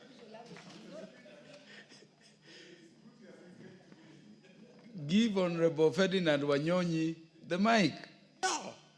All I'm saying that I think it's good that he has come up with saying what he's saying, just so that people know that this is a place where we talk either in Kiswahili or English. I never spoke Kiluya. So therefore, I think he doesn't even know what Kiluya is. So he's completely out of order. Yes. For him to have asked me to speak Kiluya. I can't speak Kiluya here. I'm a national member of Parliament, and therefore, karibu sana. You have to laugh. Yes. I think when they go back home, they know that this has made them laugh a bit. Yes. So thank you so much, Mr. Speaker, for that chance. Welcome to Nairobi, and welcome to this August House. Thank you. Yes, Honorable Ferdinand Wanyonyi, because you only spoke about our beautiful girls from Kwanzaa girls in Kwanzaa constituency, yet I'd given you the opportunity to welcome both institutions. It would be remiss if I never gave the Honorable Reru the chance to welcome the students coming from Chemichemi. Chemichemi, it's called Chemichemi? Chemichemi ya Tumaini, beautiful school from Kibra constituency. In 1 minute, Honorable Reru. Thank you, Speaker. You know, Honorable Ferdinand is my friend. and being a nationalist, I thought he was going to welcome all the students from all the constituencies. But you missed the point and concentrated on Kwanza. But you also have other students from other constituencies who are here. First, I want to welcome all of them to this prestigious August House. But most importantly also, we have Chemichemi School from Kibra constituency. And today we are having Kwanza, Chemichemi.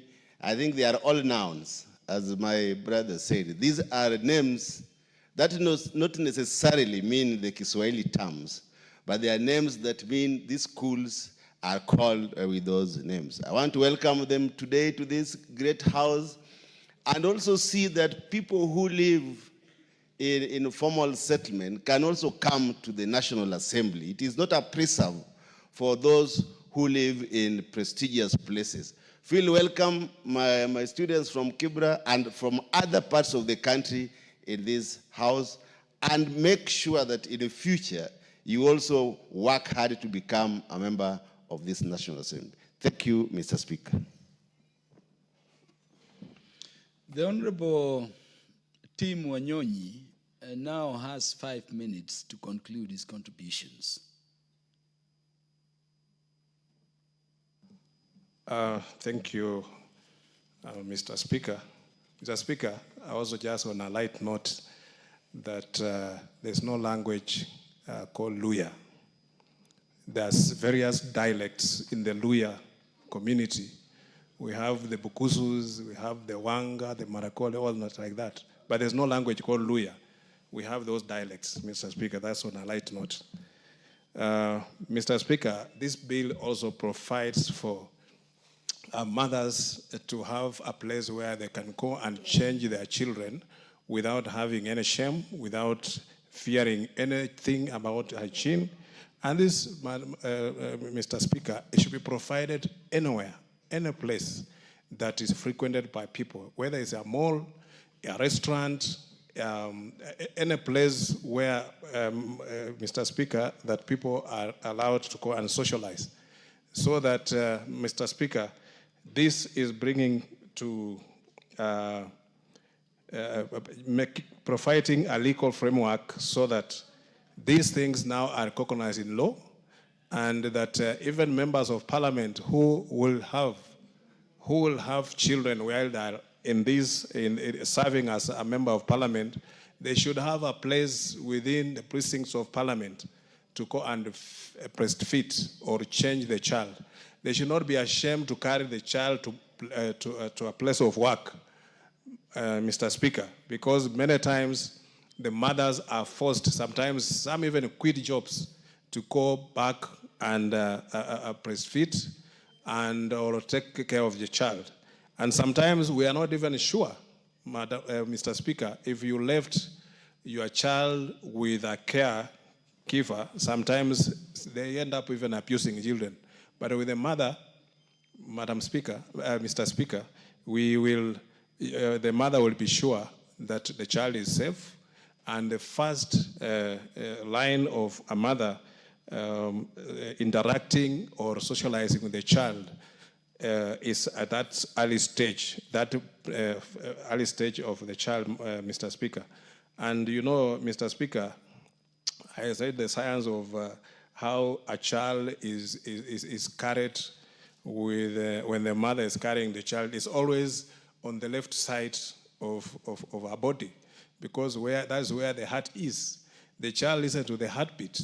When the child is in the womb, the heartbeat is like music to them.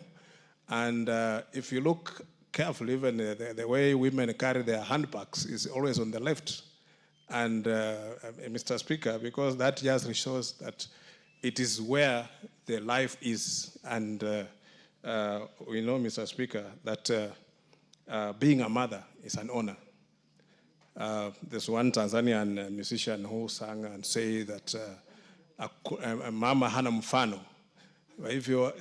And many times, Mr. Speaker, you'll find that maybe, especially young mothers, they'll be very much afraid to breastfeed. For example, if they are traveling in a public transport and a child wants to breastfeed, you find that maybe she gets a bit scared about how she can remove her breast and let the child feed.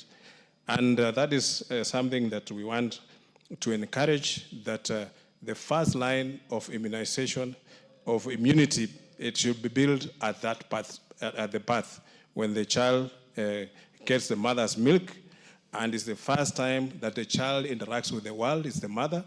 The first time that the child will get to know the environment around where the child is interacting is the mother. And therefore, breastfeeding and changing the child and even bathing the child, it is something that it is so natural, and the mother should always be free and to interact with the child, Mr. Speaker. Therefore, I want to support this bill, Mr. Speaker, knowing very well that it is coming at a time when we are having so many cases of young people who are not being, they are even shying, Mr. Speaker, to give birth, because sometimes somebody feels that maybe when they get pregnant at work, they might lose their job. And that going on maternity leave sometimes also does not give enough time for the mother to interact with the child. Therefore, this is a very important bill, and we want to support and also thank the Honorable Sabina Chege for coming up with this bill. Thank you, Mr. Speaker, for giving me an opportunity to. The next... Actually, I was waiting for the motion by Honorable Tim Wanyonyi on land use, but I think he was not around. Okay, thank you. The Honorable Dr. James Nyikal, you want to speak to this? Yes, please. Honorable Sabina Chege, are you proposing that lactating members of parliament will also have space to breastfeed within the house? Because I believe that is what clause 3 of your bill means. And the speaker would be very pleased. Is that what you are proposing? Because you remember the battle we had before. You will have a chance to explain when you reply. Let the chair of the Departmental Committee on Health tell us the benefits of this bill. Dr. Nyikal. Thank you, Mr. Speaker, for giving me the opportunity. Mr. Speaker, I rise to support the bill. And I support the bill, one, because the object of the bill is noble and natural and something we shouldn't even debate. The whole of human effort is actually for human survival, and human survival is basically the survival of babies. And the object here is to make it possible for mothers to breastfeed, something that God himself has provided for, that babies should breastfeed. And this is actually, breastfeeding is the most appropriate way of giving babies nutrition and looking after them. It is the most appropriate. Breast milk has all the elements that are required for growth, for protection, and even for psychological growth. It has the proteins in the exact amounts that are required, so that there is literally no wastage. Other foods we eat, there's a lot of wastage. But with breast milk, everything that goes in is actually utilized. It has all the elements that are protective of the baby's life. It has a protective value as well. Breast milk is actually alive. It has living components. It has some cells that actually are derived from the mother that are protective. And so that when the babies are breastfed, they are less likely to illness. It actually have elements that actually kill some bacteria and some viruses. It actually has, it confers protection on the baby to diseases the mother has been vaccinated against. So, Mr. Speaker, that is all the baby needs. In growth and development of the baby, it's still dependent on these nutrients.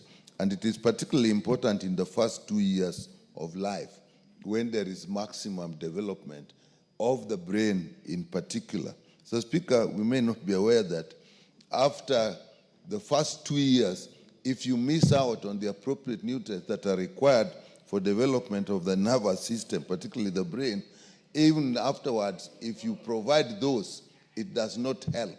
So it is an opportunity that we do not want to miss. And actually, within the first 5 years, the actual growth of the baby, of the brain, literally stops. The Speaker, if you were to look at the head of a baby compared to the rest of the body, the ratio is very big. But as you get older, the ratio gets smaller because the brain doesn't grow in the same proportion.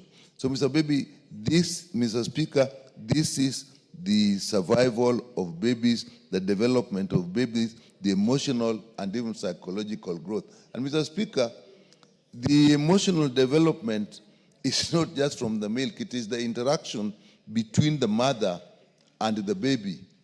That is actually important for the baby's emotional and psychological growth. So, Mr. Speaker, we need to support this as a society, and therefore this bill supports this process. And all these advantages that I've talked about, Mr. Speaker, will be denied to a mother and the baby if the mother is working. And Mr. Speaker, it is not only a disadvantage, but I also think it is a discrimination, because for mothers to do what is most natural, is the most natural job that God gave them, and to deny them that is actually a crime. So working mothers who are not able to breastfeed their babies are actually being discriminated against. And Mr. Speaker, the ladies in the house will tell you that if you ask them to choose between the survival of their baby and even their jobs, many of them will leave the jobs if they had some other means of livelihood. So in these days, when actually mothers work to support their families and that child and other children, it is actually double loss, because she does not, if she's not working, then she misses the income. If she's working, then now she has to lose the opportunity for which she's working. I had a mother tell me that if I cannot take income, therefore, Mr. Speaker, this bill provides for that. I'm happy that, Mr. Speaker, it provides for the infrastructure that is required. I've looked at the equipment that is actually listed in the bill. I like that because it's not just providing space and empty space, but actually looking at what will make it possible for a mother to breastfeed in the most hygienic way, including even availability of water, clean running water in the place. So, Mr. Speaker, this bill does that, and it recognizes another fact, that sometimes, even if the space is available, the mother may not have the time, but in that case, she can express the milk, keep it, and this bill provides even the equipment that will actually ensure that the milk is properly kept. So a lot of mothers do actually express milk and keep it, and it can be used later. Honorable Sabina Chege said she was expressing milk. I'm not sure where she was keeping it, but I've been in a position where sometimes even the fathers are sent to take the milk that has been expressed to the baby if they cannot be with the baby. So it's a family issue. So this bill actually does provide for that. It also provides for flexibility in time. You only don't need to give to provide the space and provide the equipment, but you also need to provide the time for the mother, so that the bill will place it upon the employers to make sure that the working hours for mothers is flexible. And Mr. Speaker, we don't realize children are really not for parents. Children are for the society. Mr. Speaker, what proportion of your income now goes to your mother or anybody here? Most of the work you do is actually for the society. So the society must actually make a lot of input in the development and the growth of the babies. Therefore, providing for flexible time, giving some time during the working hours should not actually be considered as a loss to the company. It is actually an investment to the society at large. Mr. Speaker, this bill provides for enforcement so that an employer who fails to provide this, to make provisions that the law requires, actually can be sanctioned. So it is complete. It provides the infrastructure. It provides the equipment that's required. It also calls for flexibility in time for the working mothers so that they can achieve what is actually important, just not for the mothers, but for the society at large. With that, Mr. Speaker, I support the bill. The Honorable Mary Emase is recognized to make her contributions to the bill. But before that, let me welcome to the National Assembly students and pupils from Kiamani Primary School, from Kitui West constituency. They greatly to observe the oversight on behalf of the Kenyan people. Honorable Emase. Thank you, Honorable Speaker, for the opportunity. But Honorable Speaker, before I speak, I think you need to remind members on how we should welcome guests to this house. Because when you say let's welcome in our normal way, then you don't hear any sound, and it means members have forgotten that we need to thump our feet. And that is how we welcome guests to this house. Thank you, Honorable Speaker. Honorable Speaker. Honorable Emase, thank you for that reminder. In Bureti constituency, in Kericho County, they are also welcome to observe the proceedings of the House. And I want to allow you, Honorable Emase, as you make your contributions. Thank you, Honorable Speaker. I want to take this opportunity to welcome all of you, all the schools present in this August House today, to observe the proceedings of the National Assembly. I just want to inform you that at one time we were all seated where you are seated. Probably some of us never even managed to get an opportunity to visit the Parliament, but know that you are on the right track, and one day you can be a leader, you can be a legislator, and you could also be seated here. So work hard, focus, and you will become the leader that you would want to become. Having said that, Honorable Speaker, I want to contribute to this bill and just again, just appreciate Honorable Sabina for this bill. Honorable Speaker, the benefits of breastfeeding cannot be gainsaid.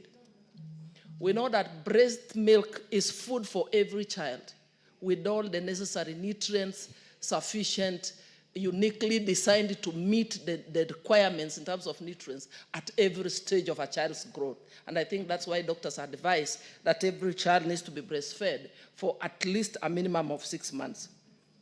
Honorable Speaker, last week I visited a friend and I found her expressing her milk. And I asked her, why are you doing this? And she's like, you've forgotten tomorrow is Monday. And in fact, she said, I've been expressing milk and storing it for the last 1 week because I know I'm also traveling. And therefore, Honorable Speaker, this bill is requesting that each public institution needs to have at least a safe space. Should give any lactating mother the dignity in breastfeeding and a decent place to be able to do that.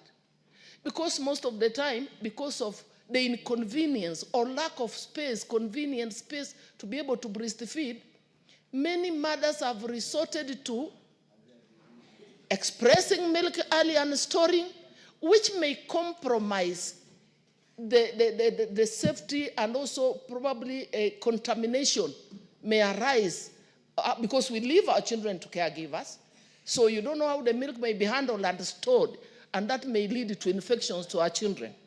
Honorable Speaker, some mothers have also resorted to giving their children, even before the expiry of the mandatory 6 months, alternative sources of milk, formula milk, which is powder milk, which has to be mixed, and in the process. So that is why it is important that we give these spaces provided so that a mother can breastfeed directly. The child gets milk directly from the breast, which therefore guarantees even the safety, the cleanness, the hygiene needed for this child, Honorable Speaker.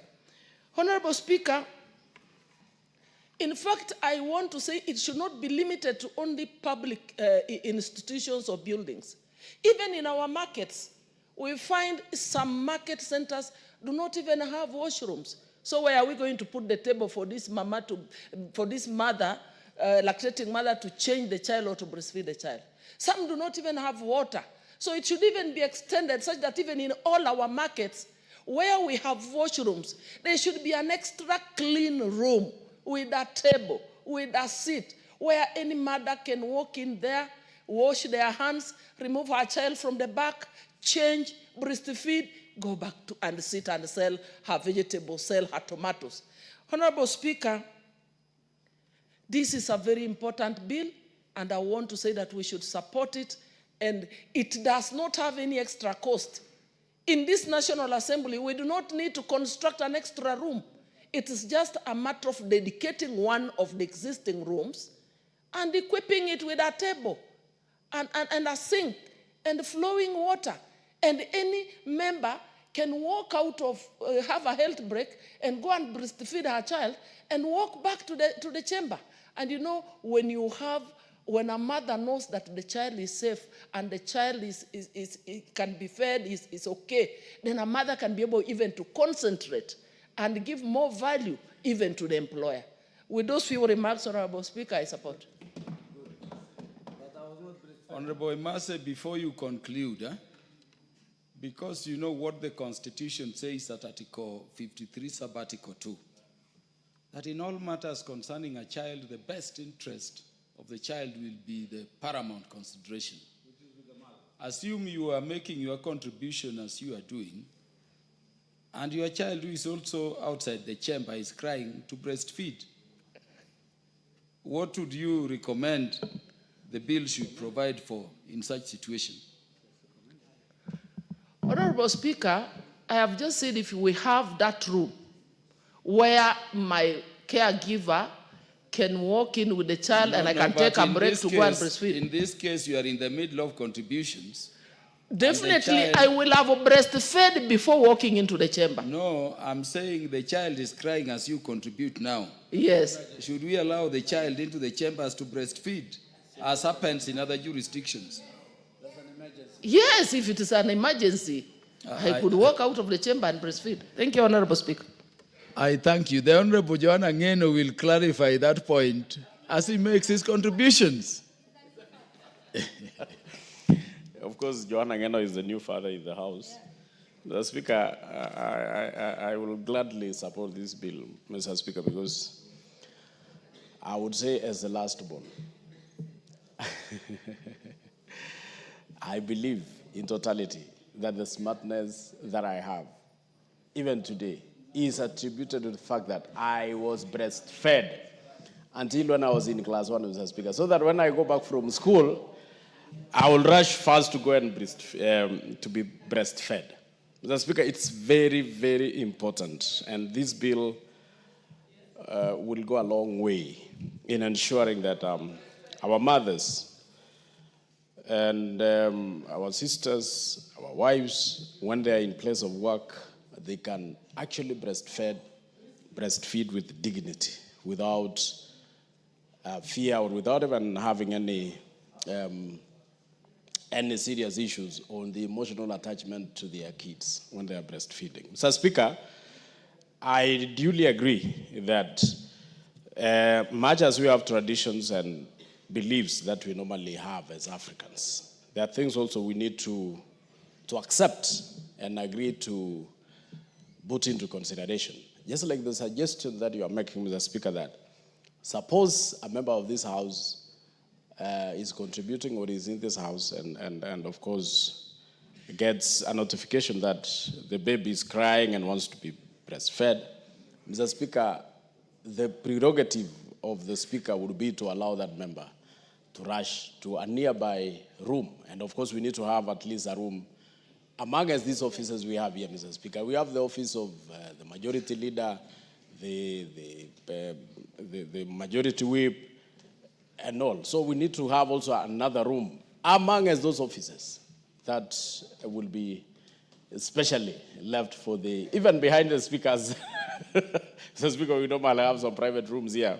We can have one for our friends and colleagues in this house, Mr. Speaker, whenever they want to breastfeed, so that in case there is an emergency, a baby is crying outside there, they can easily maneuver their way there and come back and continue with the proceedings. Mr. Speaker, I duly support and I really respect the fact that we need, as I said, as Africans, sometimes we stick to so much traditions to the extent that we forget that things have changed. Mr. Speaker, respect to our kids, to our children is very paramount. The places sometimes we went to school outside these countries, Mr. Speaker, a child is given total maximum respect, so that a child of below 13 years, even if they enter a bus and you are seated, Mr. Speaker, however old you are, you must give way to the kid to sit. So I think those are traditions that we also need to adopt, because we need to give respect to our kids and of course, and give respect to our mothers and our colleagues. So, Mr. Speaker, I fully support. I want us to have in every opportunity, if it is hospitals, we need to have that particular special place. If it is place of work, we need to have that special place. If it is parliament, we need to have that special place.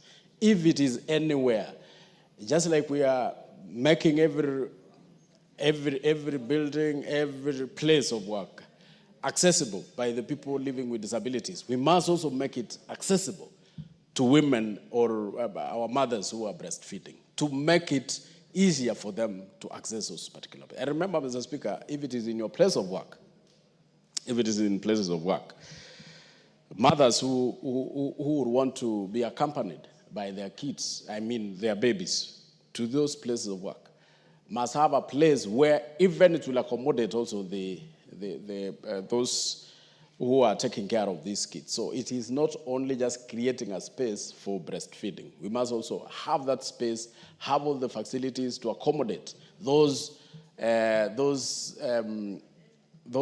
mates who will be taking care of the kids while their mothers are in their place of work. Mr. Speaker, I support fully, and I will want to encourage Mheshimiwa Sabina Chege, to work on more bills that touches on mothers and children. Mr. Speaker, I support.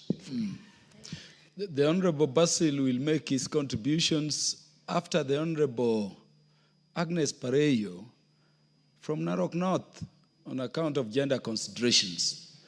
But before that happens, allow me to welcome visiting institutions to the House of Parliament. Honorable members, we have in the public gallery students and teachers from Mutus Mixed Secondary School in Mbeere North in Embu County.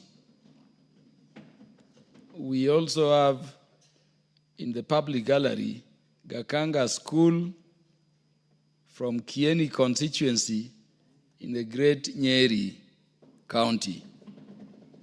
And then we have pupils and students from Oloikum Nasera Primary, Kajiado West constituency, Kajiado County.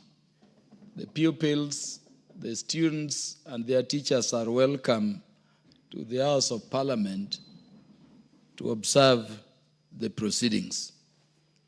Honorable Agnes Pareyo, you will welcome the students and proceed to make your contributions.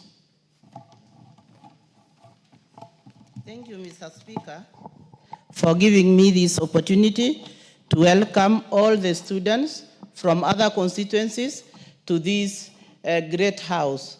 And I want to urge them to watch the proceedings and look at what we are doing and learn from what we are doing here. And I also want to encourage them to go on with their studies and put more effort, because they are going to be tomorrow's leaders, and they will also be here. And thank you for giving me that opportunity. And to the bill, Mr. Speaker, thank you also for giving me this opportunity to contribute to this breastfeeding bill by Honorable Sabina Chege. And I want to say that as breastfeeding is godly. It's so natural, and that is the only way a newly born child communicates with a mother. When you enter into a house where a mother is breastfeeding the child, you will think there is somebody else, because this mother is talking. And you'll start looking for who is this that she's talking to. She's talking to the baby, and the baby is carefully looking at the mother. So it's another way of communicating with this baby. And the mother's milk is nutritious, that it's complete food. It doesn't need anything else. You can breastfeed your child for 6 months, and the child will grow because it has all what it needs to be complete food. And this milk helps to develop a child's brain. And so it's important to make sure that breastfeeding has a place and has all the respect it deserves, so that this mother can breastfeed the child without fear or without thinking that where she is not right. So we need to create a space and also give them time, because a mother also thinks about the child, because there is that connection between the child and the mother. So the mother needs time. Though I'm hearing other new terminologies of expressing milk in my community, we don't know that, but I think soon we'll also learn to do that. Because ours, we just think it is direct from the mother to the child. And so this mother needs time, because some women leave their jobs because she needs time with the child. And to give these mothers time, or to give them a priority to work, we need to create a conducive place for these mothers. It's just not only another place, it's a special place, because what they are doing is special, and the child has a right like any other person in this world. Once the child has come to this world, she has a right. The first right she has is for the mother to breastfeed that child. So for me, I support breastfeeding this bill, and to say that it is important, and we must all have in the markets, in the working places, everybody who is employing somebody who is breastfeeding must make sure that this woman has time to go and breastfeed that child. And for that reason, Mr. Speaker, I support. Thank you. Thank you, Honorable Pareo, also for the good community service you are doing before and you continue to do around those other issues concerning the family. The Honorable Basil is now recognized to make his contributions. Thank you, Mr. Speaker, for giving me the chance to contribute. Allow me to appreciate Honorable Sabina Chege for this very important bill, Mr. Speaker. As a father of two, Mr. Speaker, and I know you're also a father, and my good friend Parashina is a father of three, we all know what mothers go through. Honorable Basil, in our African culture, we never count our children. No, you don't count, yes. Also as men. I don't know whether the Akamba culture permits, but in the our Luo culture, it does. So, as a father, I'm saying, Mr. Speaker, we know what our women go through when it comes to breastfeeding, Mr. Speaker. There's something called time poverty, whereby women actually try to balance between productive roles, community roles, and the reproductive roles, Mr. Speaker. And that's why this bill comes very timely to support flexible working hours for lactating mothers, Mr. Speaker. Some employers, Mr. Speaker, do not recognize the particular role women play when it comes to breastfeeding and the time challenge they have to be able to report to work At the same time, ensure exclusive 6 months breastfeeding, Mr. Speaker. And that's why I do support the bill, because it provides the legal framework to support lactating mothers and more so working mothers to be able to have time to provide breastfeeding or to breastfeed their child. At the same time, be able to report to work and contribute to the well-being of the economy, Mr. Speaker. Importantly, Mr. Speaker, if you look at the first world, they have similar laws, Mr. Speaker. So having this bill passed through by this parliament will put Kenya at the same path, the same level with advanced economies, which recognize the contribution women make to the economy. At the same time, the role of women when it comes to reproductive activities within households, Mr. Speaker.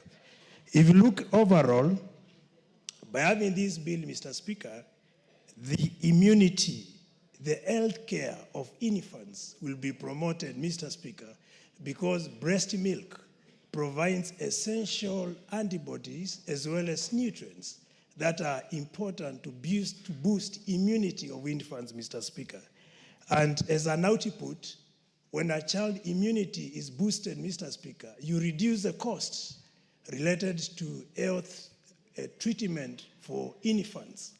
These will actually save money for many families, and that's why we recommend for exclusive 6 months breastfeeding, Mr. Speaker. Importantly, Mr. Speaker, the maternal health is enhanced by having such a bill. Remember, we have what we call postpartum depression that is associated with taking care of infants. And when we have such a bill, we promote health care of mothers. If Dr. Nikal was here, he would agree with me that breast milk or having room to support breastfeeding, it reduces risk of mothers getting cancer. We are talking of ovarian cancer as well as breast cancer, Mr. Speaker. And that's why this bill is so timely, Mr. Speaker. Additionally, the bill promotes family-friendly environments because lactating mothers will have a time to connect with their child, at the same time have time to support other well-being within a family. So this bill will promote family-friendly environment. And that's why I have all reasons to support the bill, Mr. Speaker.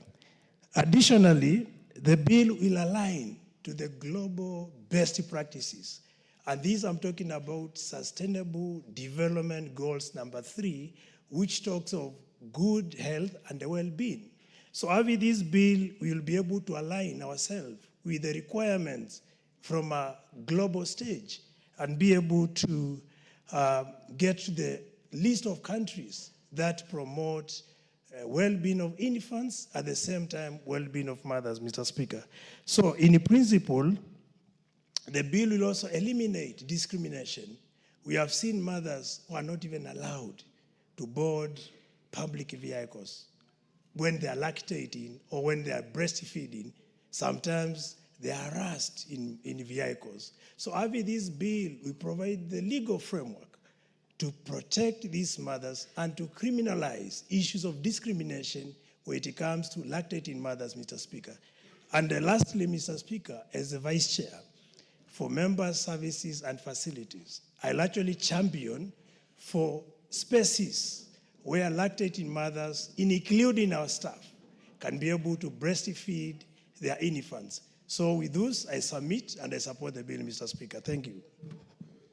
Honorable Basil, you know, there is an inquiry I keep making, which is not idle. You remember a similar suggestion was made by the Honorable Suleha in the previous parliament, and I know the mover of the bill I can still remember. And when we were chasing with a child from these chambers, a week later, in the United Kingdom Parliament at Westminster, a member was contributing with a child on her bosom. And by the way, when it could not continue, the Speaker of the House took the child and held the child. The flower of the future. And so is the case in the United States, so is the case in Scandinavian countries. Yes. Why does it, are you people suggesting, as honorable members, that we will allow lactating, mothers to breastfeed at places of work, but somewhere behind their actual place of work? This is very far.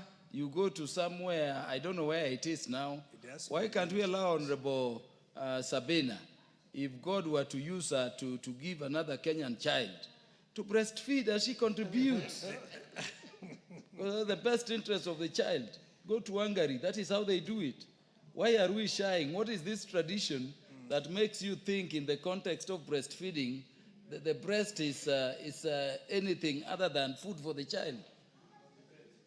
The Honorable Dorothy Kiara, make your contributions. Honorable Speaker, as I support this motion and make my contribution, I want to say we are lobbying for safe, secure breastfeeding stations.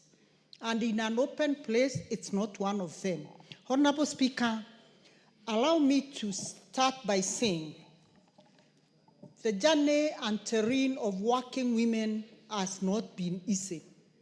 Honorable Speaker, I want to say this as I thank Madam Sabina Chege for coming up with this bill number 8 of 2024, because, Honorable Speaker, I have been here for a longer time in this world. Honorable Speaker, working women have had it all. There is a time that working women were not allowed. Once you are employed, you get expectant, you get pregnant, you lose your job. Honorable Speaker, from there, it went further that women were allowed to give birth, but there was no maternity leave. What they used to do, like in the teaching profession where I have been all my life, they would get a monitor to replace them during that time when they want to stay home. And it was barely 1 month, because I don't know for how long you can stay without a salary. Honorable Speaker, we moved from there and we started robbing for maternity leave. And Honorable Speaker, I don't want to go into details to that. We secured maternity leave for our workers. And today, Honorable Speaker, I want to take exception in the teaching fraternity under the reign of Dr. Nancy Macharia, where the women teachers were able to garner 4 months maternity leave. That is 120 days. That is the long they stay with their babies at home. And on top of the leave for 2 weeks, because, Honorable Speaker, the emotional attachment of a newborn baby to both the mother and the father is equally very critical.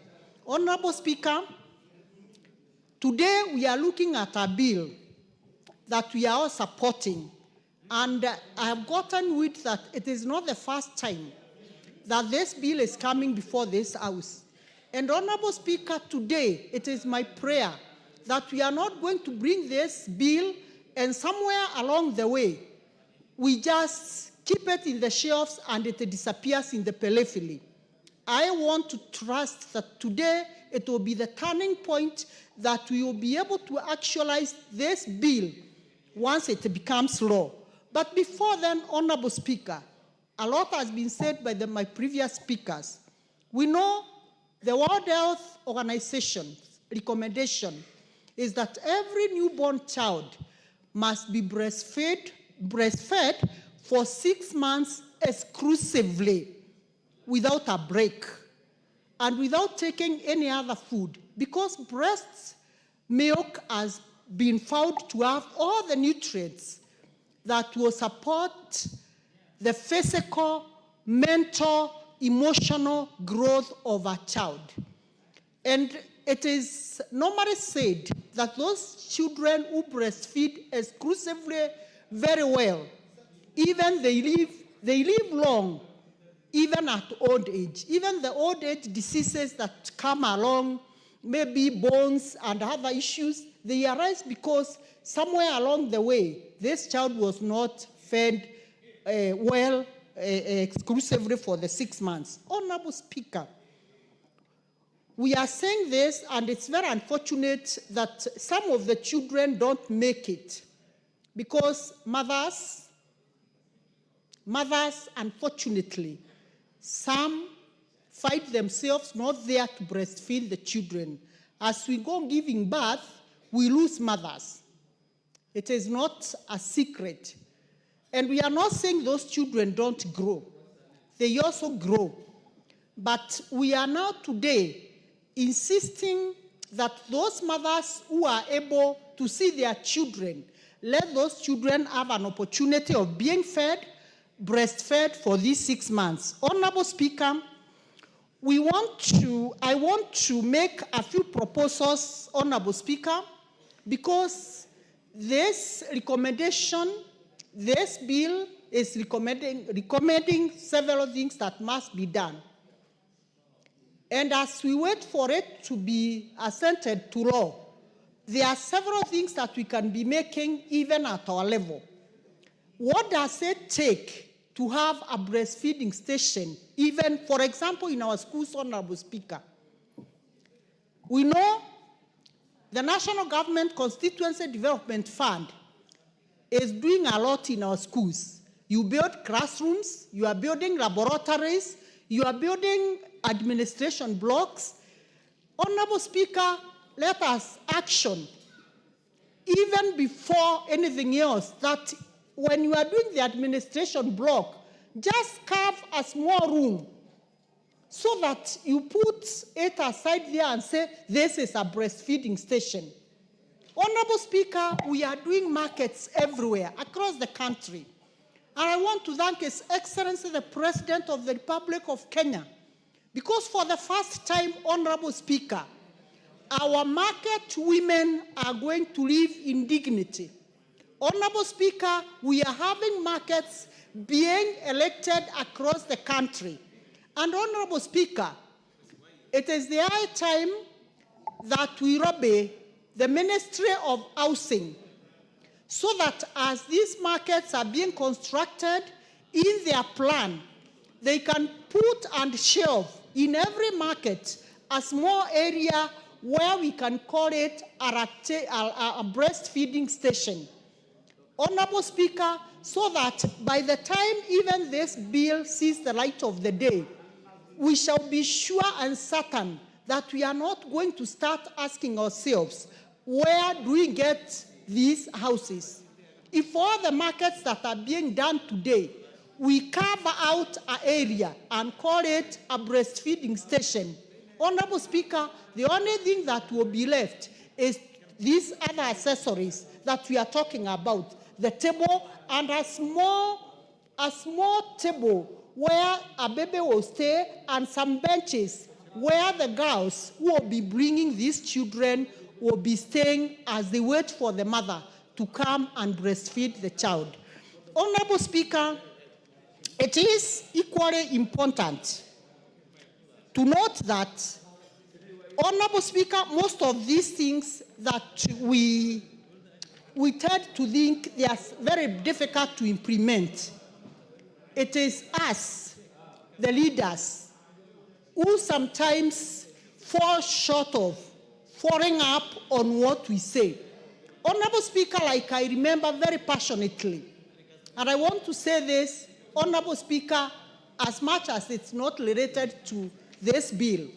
Honorable Speaker, some years back, there was a bill that was passed by an honorable member in this House, which we used to call the Musira Bill.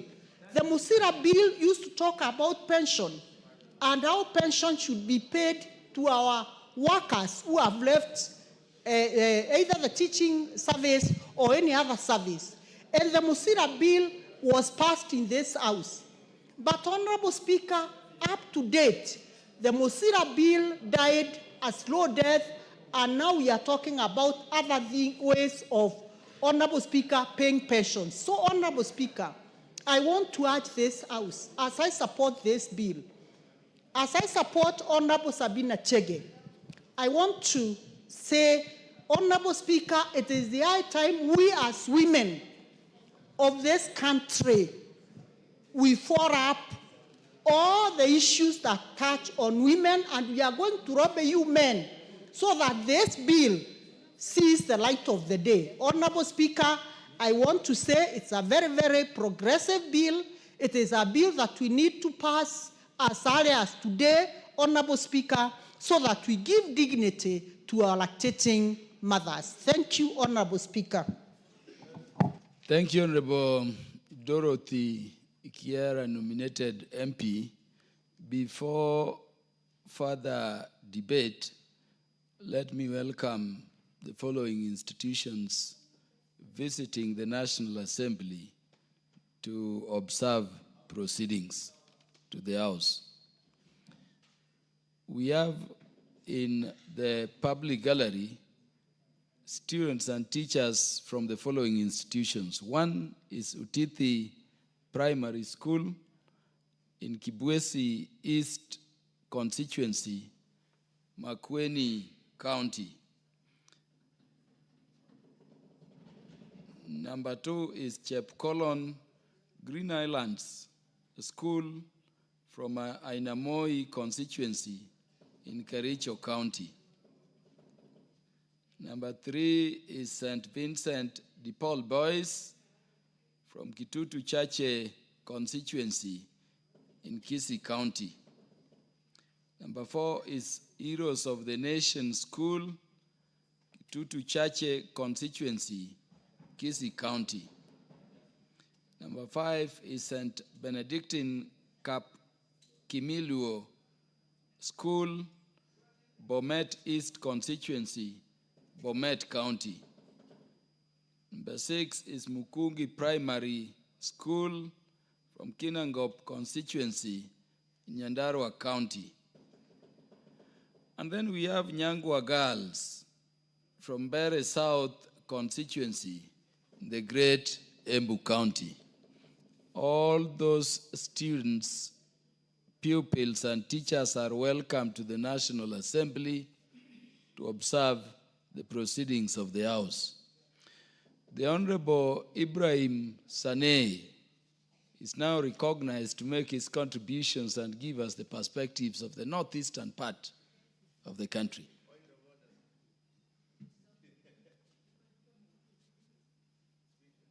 There can be no point of order. The speaker has only recognized Honorable Saneh. Pardon? What is out of order, Honorable Borrero?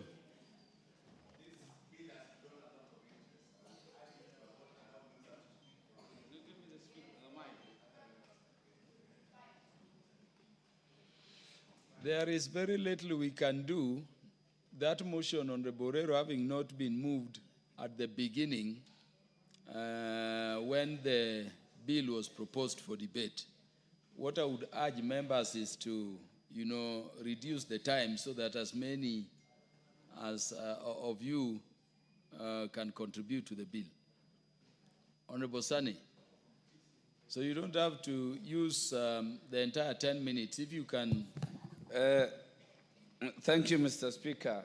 Contrary to the assertions of Honorable Dorothy Modoni, I was not breastfed myself. Not because I did not have a mother or I lost my mother. Naturally, I refused to take breast milk. And so is my firstborn. He did not take breast milk, and we are doing well. She made an assertion that those who don't breastfeed may not live long. I want to live as long as 100 years. And in as much as I support this motion, I know breast milk is of great importance to both the child and the mother. It offers giving designated places to mothers who are working, gives them that flexibility and work arrangement that is friendly to them so that they can bond and feed their infants. It is important to both the mother and the child in terms of guaranteeing the health of their child, optimizing nutrition, and improving their greater health, Mr. Speaker. It reduces absenteeism at work. Most female workers will be available if such designated places are availed. It increases employee trust, loyalty, and productivity by female workers, Mr. Speaker, meaning there will be low staff turnover, especially for the female workers, Mr. Speaker. It reduces health costs if the converse would have happened, meaning if we wouldn't breastfeed our children, there would have been bigger costs in making sure that our children are healthier. There is also a positive public image on the part of bringing children and mothers closer at the workplace. It means we will be a nation that cares for its women and their children, Mr. Speaker. It will reduce stress. Mothers are assured that their youngsters are always close by, making sure that they work in a very less stressful environment, Mr. Speaker. There will be better work-life integration. When you will have home and work close by, it means there will be closer integration and job satisfaction shall be increased. However, I have a thinking that there is a paternity health within our law. I mean paternity leave that's allowed within the law.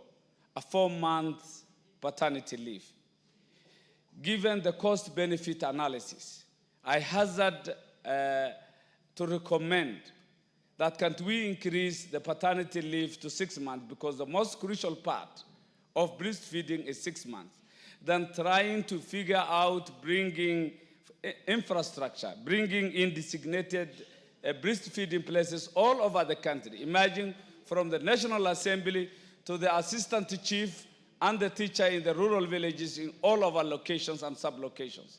It is cumbersome, it is never cost-effective, very expensive, and I believe it will be easier if we would have legislated otherwise, making sure that we increase the paternity leave to 6 months would have augured wealth for our economy and for purposes of convenience, Mr. Speaker. Malnutrition, what it is? Malnutrition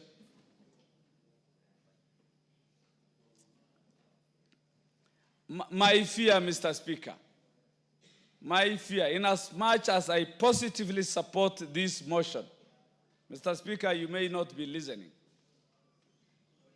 Mr. Speaker, I wish to have your ear. Consulting. Yeah, thank you. On what you mentioned, did you say 6 months paternity, or you meant 6 months? Maternity leave. Maternity leave. Or you meant both? Not really, maternity. Okay, maternity. So that mothers can have at least the requisite 6 months exclusively to breastfeed their infants. Then proposing infrastructure, designated areas from Nairobi, from the National Assembly to the village. We have female working teachers, female chiefs. You can imagine the cost. If we can do a little bit of cost-benefit analysis, I propose that we increase the maternity leave so that we can reduce the cost. Our economy is not doing well. We may look a bit Western. We may be a bit impracticable insofar as the implementation of this motion is concerned. I further believe if this goes through, in as much as I support breastfeeding, Mr. Speaker, the next step will be bringing in nannies, nurses, into the same designated places. So you can imagine, if we are to think forward progressively, we will ask for more, and we need them. And this brings the question, where is malnutrition pronounced in this country, Mr. Speaker? Is it in the National Assembly? Is it in Nairobi urban centers? Malnutrition is in the ursals, where breastfeeding would have been crucial. We should think and legislate has some sense, some practicability, some touch, so that we don't just legislate in vanity, but legislate from a practical perspective. I support this motion. It is great. its importance cannot be gainsaid. However, let us think twice. Must we just put everything on paper in the name of legislation? Can we just do it in a simpler way without much ado? I support, but with major variations. Thank you. The Honorable Naisula Lesuda will have the mic before the Honorable Charles Ngusia because of the subject matter and on gender considerations.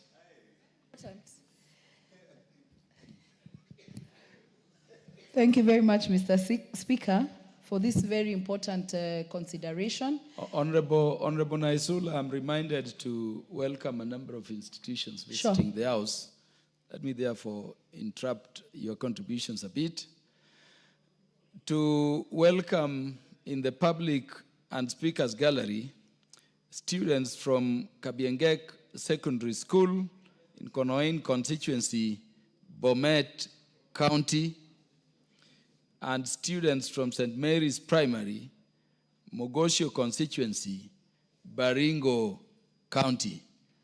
On my own behalf and on behalf of this House of Parliament, you are all welcomed to the House to observe the proceedings. The Honorable Naisula will now make her contributions. You may also have a sentence to welcome the visiting institutions. Okay, thank you, Mr. Speaker. And I want to welcome all the students who are at the public gallery. Welcome to the National Assembly. And I hope that you will take this opportunity to learn and also to be inspired and motivated to work hard, to excel in everything that you do. And just know that the only limitation to what you really want to achieve is yourself. And I wish you the very best. And as you travel back to your various counties, safe travel together with your teachers, and all the best. Now, Mr. Speaker, thank you very much for this opportunity, for giving me to contribute to this very important bill, the Breastfeeding Mothers Bill 2024 by Honorable Sabina Chege. And I must say I even like the title of the bill, Breastfeeding Mothers. There's no trying to make it anything else. It is just breastfeeding mothers, Mr. Speaker. And so I want to congratulate her. And from the onset, I want to say that I have realized that most of us in Parliament, and even those, let's say, who are movie script writers and all that, it is through your experiences. If you're very passionate about something, it is most likely the experiences that you have gone through that shape the ideas or what you'd really want to move. And so that is why you see sometimes when someone has a bill or a motion, they are very, very passionate about it, especially if it is through experience. That is what has pushed you towards it. And so I know that Honorable Sabina Chege got one of her children in this parliament when she was a member in this parliament. And I'm sure that has influenced her thinking about not